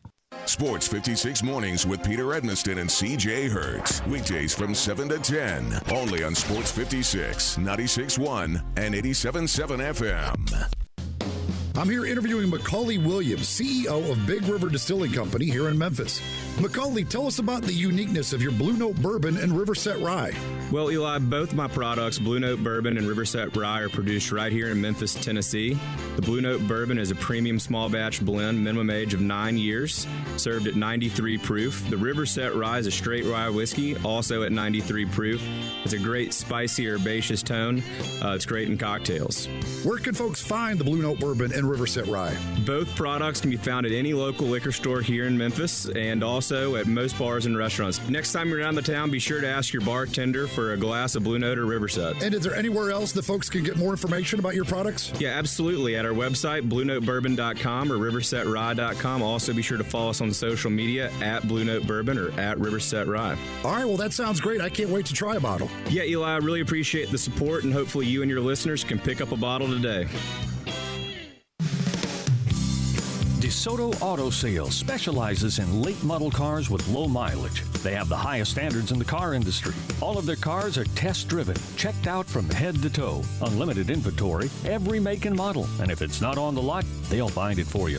Walk in the door of DeSoto Auto Sales, 5704 Goodman Road. Within 45 minutes, you can test your car, get credit approval, and finish paperwork within an hour. No shortcuts at DeSoto Auto Sales. Kind, courteous employees, a down-home environment. DeSoto Auto Sales cares about your time. Lowest prices in a 350-mile radius. We're living in a world today where time does matter. Visit them online. Check out their referrals. DeSotoAutosales.com. Very proud to serve DeSoto County and other surrounding areas. DeSoto Auto Sales, 5704 Goodman Road. Call 662-890-7184. 662-890-7184. Come on down to DeSoto Auto Sales. The doors never close 24 hours a day at Getaway Sports Bar, the best kept secret in town. Garvin, the owner, created this SEC NFL Dream Bar over 20 years ago. You'll never miss a minute of action. 12 TVs, 5 70-inch TVs for all the big games. Rack them up on 6 pool tables. Coldest beer in town, grab you a pool stick and get you some good bar grub. 100% Angus burgers, big and moist chicken tenders. Daily happy hour Monday through Friday, 2 to 6 p.m. with long neck domestics, $2. Getaway Sports Bar, 4632 Winchester. Looking for a high-efficiency planting solution? The Case IH 2150 Early Riser Planter combines the industry's most accurate planter technologies with a rugged row unit for fast and uniform emergence. The Case IH 2150 Early Riser operates at your speed and adapts to unique field conditions so that you can maximize your yield potential. Stop in or call Mid-South Ag Equipment at 662-890-3141 to learn more. That's Mid-South Ag, your Case IH Equipment headquarters. Hey everybody, this is Coach Penny Hardaway. There's a comfort in being home, and to me, comfort food and family makes Memphis the place to be, along with having the best basketball fans in America. I like pulling into Corky's and getting one of their family party packs. How can you go wrong with pork, beans, slaw, sauce, and buns for only $5.99 a person? It is so easy. I can call ahead, order online, or just pop in. Tailgating can't get any easier. Tell them Penny sent you. Encore flavor, Corky's barbecue.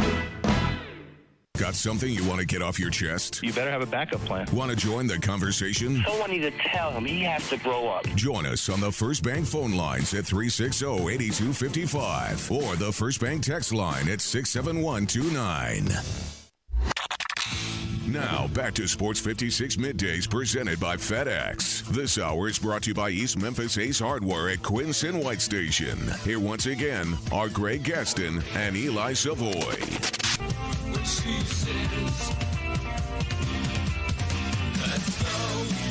Welcome back, everybody. 12:33 is the time. You can jump on the phone lines right now. We're going to play 10 in a row in just a few moments. How about the former Cindy Parlow, now Cindy Cohn, the former star at, was it Germantown High School that she played at? Went on to be an Olympic star, that unbelievable women's, of course, every 4 years they're winning gold, but one of the greats of all time. She has been named the president of U.S. Soccer. She was the vice president, and the president stepped down yesterday. Cindy Cohn, Cindy Parlow. I remember doing a radio interview with her and a TV interview with her. She was delightful, and she's now the president of U.S. Soccer. I mean, the whole thing, not women's U.S., all U.S. Soccer. So congratulations to Cindy Cohn. Time now for 10 in a row. Not 5, not 6, not 7, not 8, not 9, but 10 in a row. All right, 10 in a row. Ladies and gentlemen, it's been a rough week. It's been a rough week to say the least. And anybody out there that wants to play, that wants to win a nice prize package, you need to jump on the phone lines. First Bank phone lines are open at 360-8255. Eli, what do we have for our winner today? The winner of 10 in a row will get a $25 gift card to East Coast Wings and Grill, and also $25 to Sunrise Memphis. So a couple of different places for you to go enjoy some great food. East Coast Wings and Grill, Sunrise Memphis, $25 to each. All right, here's the question. We're going to do a local question here. We're going to talk about the Grizzlies. Top 10 scorers by total points in Grizzlies history. Grizzlies history, okay? The emphasis on Grizzlies history, which started, of course, in Vancouver. Top 10 scorers. I'll give you the name if they are in the top 10 on the all-time scoring list, and this is by total points, not scoring average, then it would be a yes. If not, it's a no. 360-8255.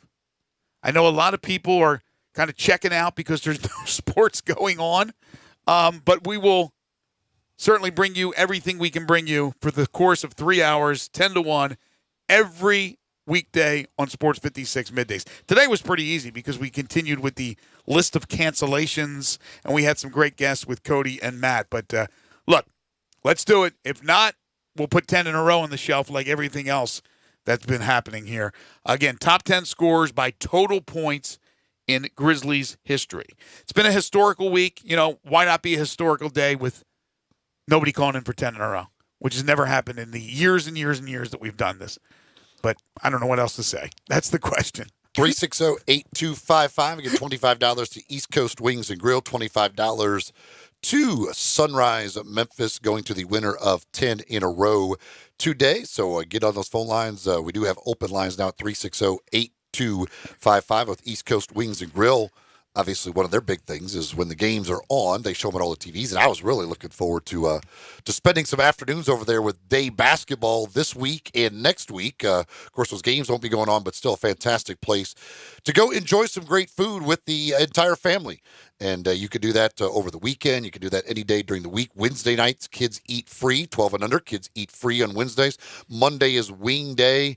They always have happy hour Monday through Friday, 3:30 until 6 and 9 to close, where you get half price off some appetizers, half off draft beers, $12 domestic buckets of beer as well. It's all at East Coast Wings and Grill. They're just off Highway 64 next to the Lowe's in Bartlett. Go check them out at East Coast Wings and Grill. As the Moody Blues once said, I know they're out there somewhere, and now the lines are packed. They didn't let me down. Let's play 10 in a row now as the lines are full. Bill is first up. Hey, Bill. Hey, Bill. Oh, yeah. Let me be the first one for sure. All right. Top 10 scores by total points in Grizzlies history, all-time Grizzlies history. Jason Williams. Jason Williams. Let's go with it, yes. Oh, Bill. Nice try, Bill. Next. Tom. What's up, Tom? Hey, Tom. Hey, guys. How y'all doing? Doing well. Mark Gasol. Yes. Mike Bibby. No. Sharif Abdul-Rahim. Yes. Dylan Brooks. No. Bonzi Wells. No. Bryant Reeves. Yes. Shane Battier. Yes. Tony Allen. No. Pau Gasol. Yes. Michael Dickerson. No. Winner! That Hey. Tom, man, I got lucky on that. Tom, I can't believe you had to think about Pau Gasol. But I was like, well, he had. How long was he there? A long he time. Played a long career. Yeah, Pau Gasol was a long time with the Grizzlies. He's got to be number 2 or 3 on the list. Yeah, if I had to guess, Pau he's is way up there. Yeah. Tom, congratulations, sir. You are a winner. You got some East Coast wings. You got some Sunrise Memphis coming your way. Hold on. We gotta get a second chance thing. They just hung up. Everybody Come hung on. up. So there we go. Oh, come on, man. We didn't even touch this first list. Everybody was. So people were earlier. Somebody asked earlier about firings around the world of college basketball. Well, the firings are going on today. They don't necessarily care. UAB has fired their head coach, Robert Eson or Asan, whatever how you pronounce his name. Yeah. And somebody tweeted that Andy Kennedy, named to watch there, sure, played there. Right. UIC has fired their coach. We mentioned earlier, Dan Marley was fired yesterday at Grand Canyon. Also, the head coach at Iona has stepped down for health reasons. That's the ones I've seen so far. So the ADs are still busy at work firing. They don't care. I told you earlier, if they have already made up their mind that they are going to make a change, they're making the change. Coronavirus isn't going to stop them from firing somebody, all right? If they already knew. Now, if they were wondering to see if the team was going to go into the tournament and they had a chance, then maybe they'll give them another year. But, yeah, I don't think that'll be the last one. But we have not seen any big schools as of yet making those moves again. They have plenty of time to make those decisions and do that. All right, speaking of decisions, everybody called back. The lines are packed. No second chance. You're going to be a Grinch here? You're going to give somebody an opportunity here? Well, what are we just going to let all of them go until we get another winner? No. Just who's called in. Well, those weren't the people that were on the line. I know, but they quickly got. It's your call, man. I defer to you. Well, now you're going to try to make me look like the bad guy. Well, you are the bad guy most of the time, so it's up to you. There's a difference between being the smart guy and the bad guy. All right, you want to be the smart guy most of the time. Okay, you want to be the smart guy? I'm the intelligent guy. Well, not between two. Out of us, clearly. No, come on. All right, fine. I'll just because I want to support the local restaurants and get people in there. Sure. I'll give away more. All right. So you got 3 guys that could possibly win. No, we'll go till we get a winner. What the hell? No. Oh, so now you're the bad guy. All right, there you go. I was gonna let somebody win. Greg says no. We'll do it like we normally do it, right? Who's ever on the line? Who's first here? Andre? All right, Andre. Me. Here we go. Top 10 scores by total points in Grizzlies history. Jason Williams. No. Rudy Gay. Yes. Courtney Lee. No. O.J. Mayo. Yes. Stromile Swift. No. Mike Conley. Yes. Lorenzen Wright. No. Greg Anthony. No. James Posey. No. Mike Miller.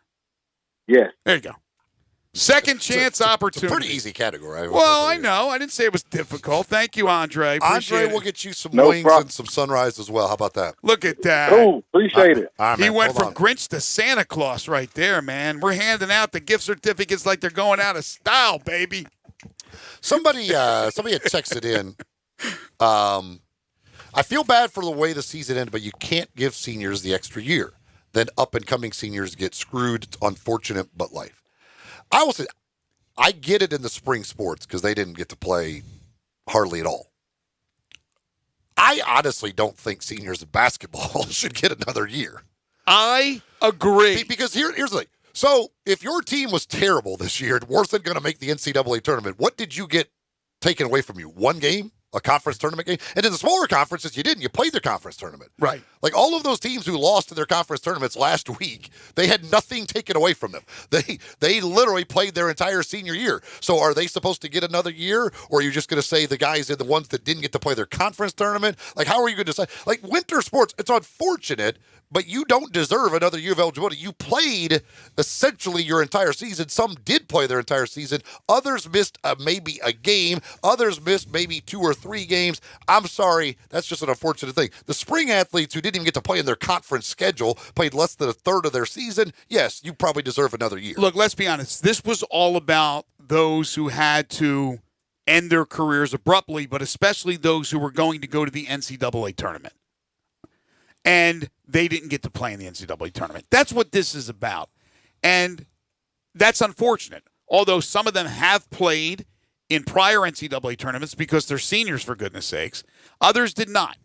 I understand there are going to be some that would have fallen into that category where they would have got to play in the NCAA tournament for the first time. But I'm in complete agreement. You give a whole nother season.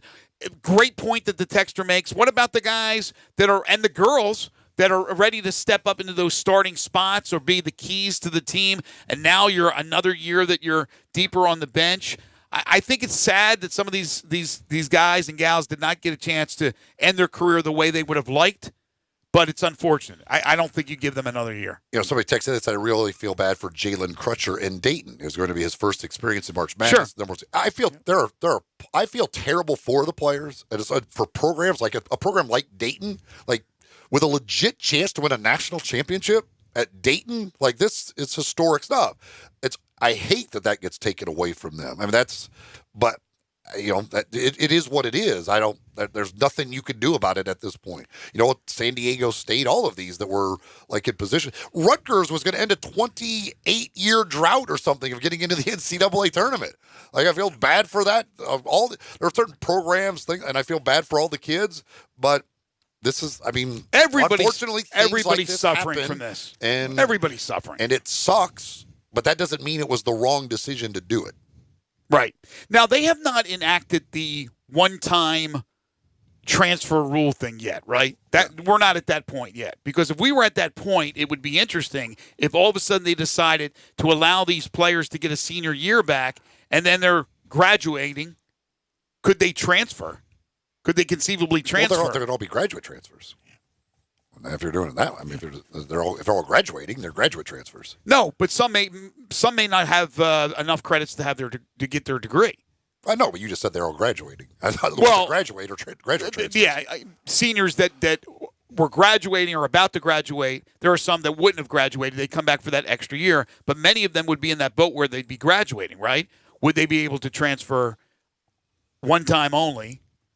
And then you would have, it's already the Wild Wild West with the transfer portal. That would really be crazy. But we haven't got to that point because it hasn't been enacted yet. Well, I will say this. A lot of folks could have a lot of extra time. Hopefully the weather will cooperate. It's a great time to get out and play some golf or just go work on your golf game And if you're going to do that, the first stop you need to make is at Edwin Watts to get all the supplies. Maybe, again, with some extra money you've got laying around now, maybe you want to buy some new clubs or new gear. They've got it for you at Edwin Watts. And, of course, with all the new stuff continuing to come in for the new year, you can go on over there. You can hit the new clubs from all the different club makers in the hitting base, in the store. They got the launch monitor giving you feedback. You can compare it to your current clubs, see if you're hitting it better, what you hit the best. And then when you buy new clubs, you can get fitted right there in the store by the experts at Edwin Watts. And they've got everything that you need from the world of golf in the new location there at Poplar, the Ridgeway Trace Shopping Center. Poplar Ridgeway, between Poplar and Ridgeway and Poplar and 240 is where you'll find them in that shopping center there with Target and Best Buy. They're right next to the PetSmart location there. So go on in there, talk to Jay and the gang, get yourself ready to go because, again, looks like you're going to have a lot of free time, a lot of folks out there to go play some golf, and you need to get those supplies and get set to go at Edwin Watts. We'll take a timeout, come back with our final segment, including one final thing as we wrap it up for the week. This is Middays on Real Sports Talk, Sports 56, 96.1 and 87.7. Sports 56 Happy Hour with Johnny Radio. Weekday afternoons from 1 to 3. Here on Sports 56, 96.1 and 87.7 FM. A good friend of mine told me about this awesome place for lunch. Oh, yeah? What's the name? Neil's Grill and Bar, where the fat man rocks. Everybody knows Neil. Where's it located? It's located in Yorkshire Square off of Quince. And what's it like? The best lunch place in Memphis. You know, like real mashed potatoes and gravy. Everything is made from scratch. Monday through Friday, daily lunch specials like Monday baked chicken, Tuesday chicken fried steak. Yum! Fried chicken livers every Wednesday, Friday Salisbury steak, barbecue chicken, or if you just want a vegetable plate, the best veggies in town. What about the lunch price? Meat and 2 veggies, $7.95. Meat and 3 veggies, $9.99. And veggie plate, $8.95. Big fat boy portions, man. Man, you're making me hungry. Let's go. You drive, I'll buy. Come hear the best live local music at Neil's. Every Wednesday, world-famous Elmo and the Shades. No cover charge, 7 p.m. to 11 p.m. at Neil's Bar and Grill. Where the fat man rocks.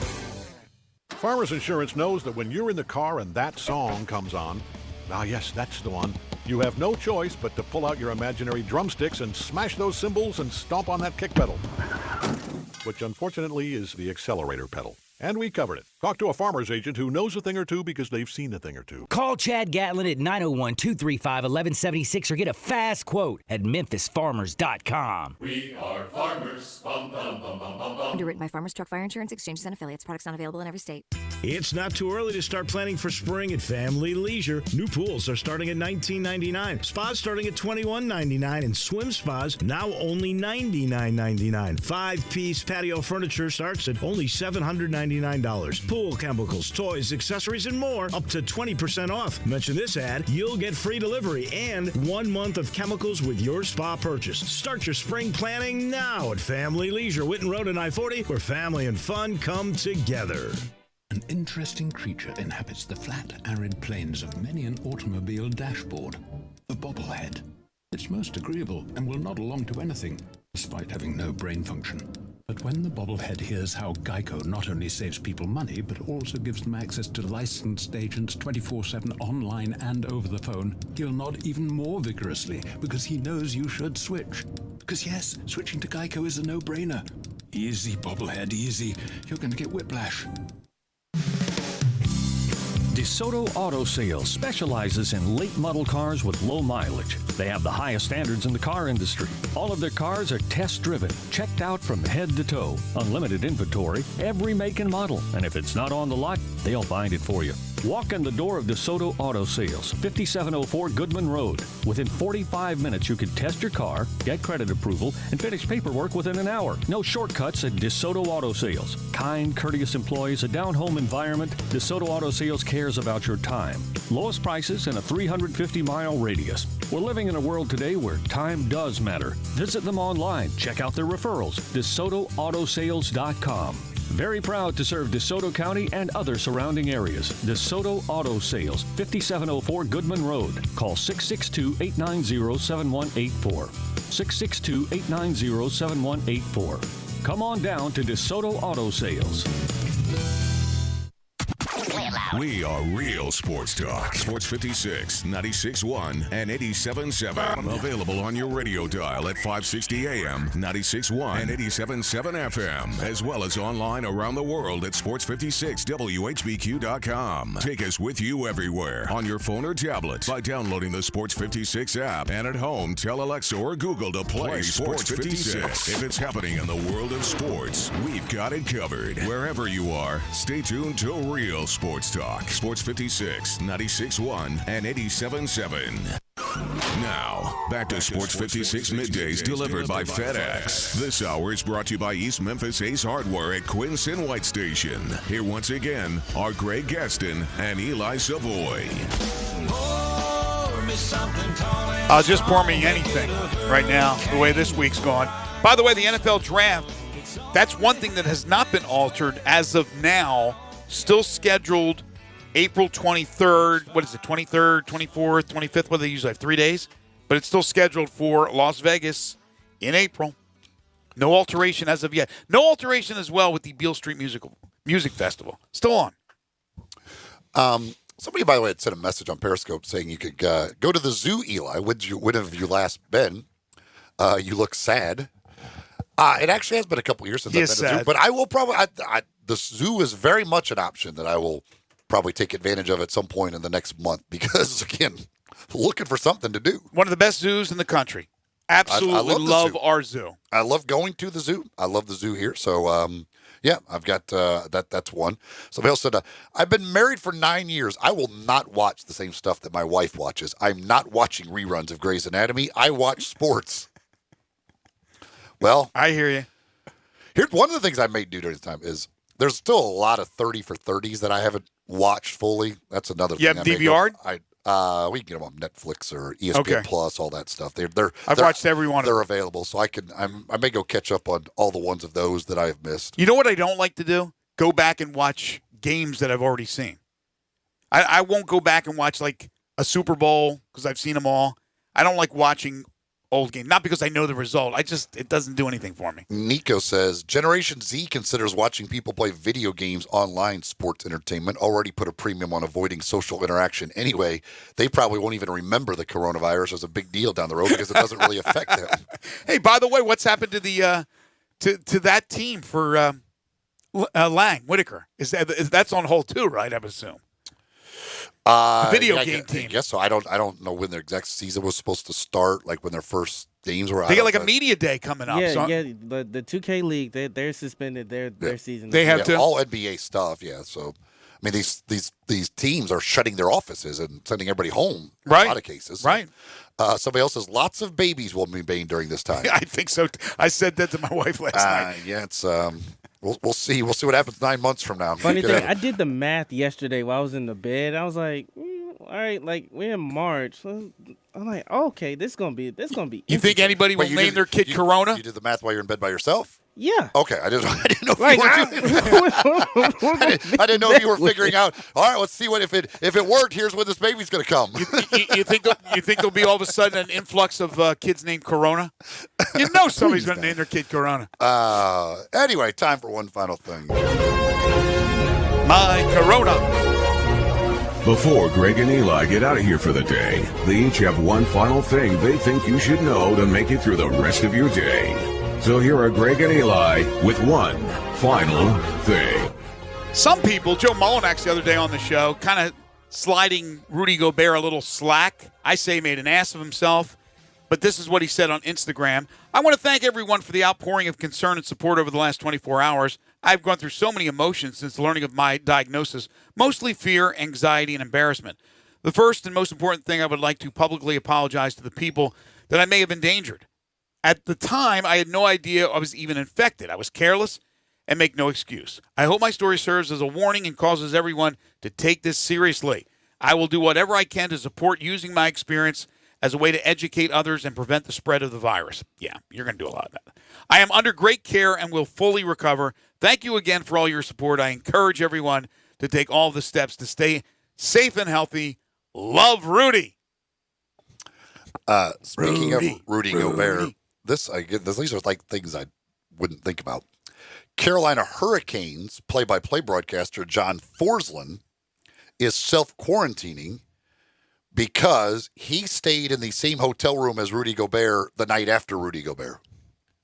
Really? So the hotel notified him and team videographer Zach Brame that they were potentially exposed. So they are now self-quarantining. Like, I wouldn't even have like crossed my mind that the Jazz may have stayed in that hotel the night before and one of us is in Rudy Gobert's room. Better safe than sorry. Although you would think at the hotels that the NBA teams stay at, they probably have pretty good people that do a job housekeeping and clean the rooms well. But I don't know if they're going – I don't know now if, like, to be honest with you, with hotels and things of that nature, if they're going the extra mile in sanitizing rooms. So it's a scary world right now, ladies and gentlemen. It's a scary world. But, again, we're here on Sports 56 to kind of lighten up the mood as best we can, give you updates on what's going on in the sports world. Talk sports, but at times it's not going to be sports. There's just not enough to go around. Next week will be really, really interesting. Of course, coming up next, Sports 56 Happy Hour with Johnny Radio is always interesting because you just never know. Is he going to be on today, by the way? No, Johnny will not be here. Oh, he won't be on, so it's going to be Gabe and Drew? Okay.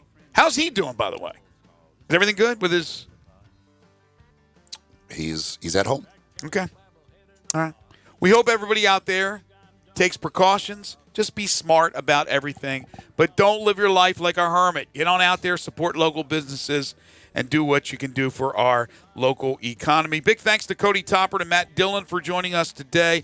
All your calls and texts, we appreciate it. For Zach Boyd and Gabe Kuhn, my partner Eli Savoie, I'm Greg Gaston. Have a great weekend. We'll talk to you on Monday. Whether we like it or not, best I can tell, the world's gone to hell and we're all gonna miss it a lot. At Victory Auto Sales, that's victoryauto.org. We always ask our customers what they want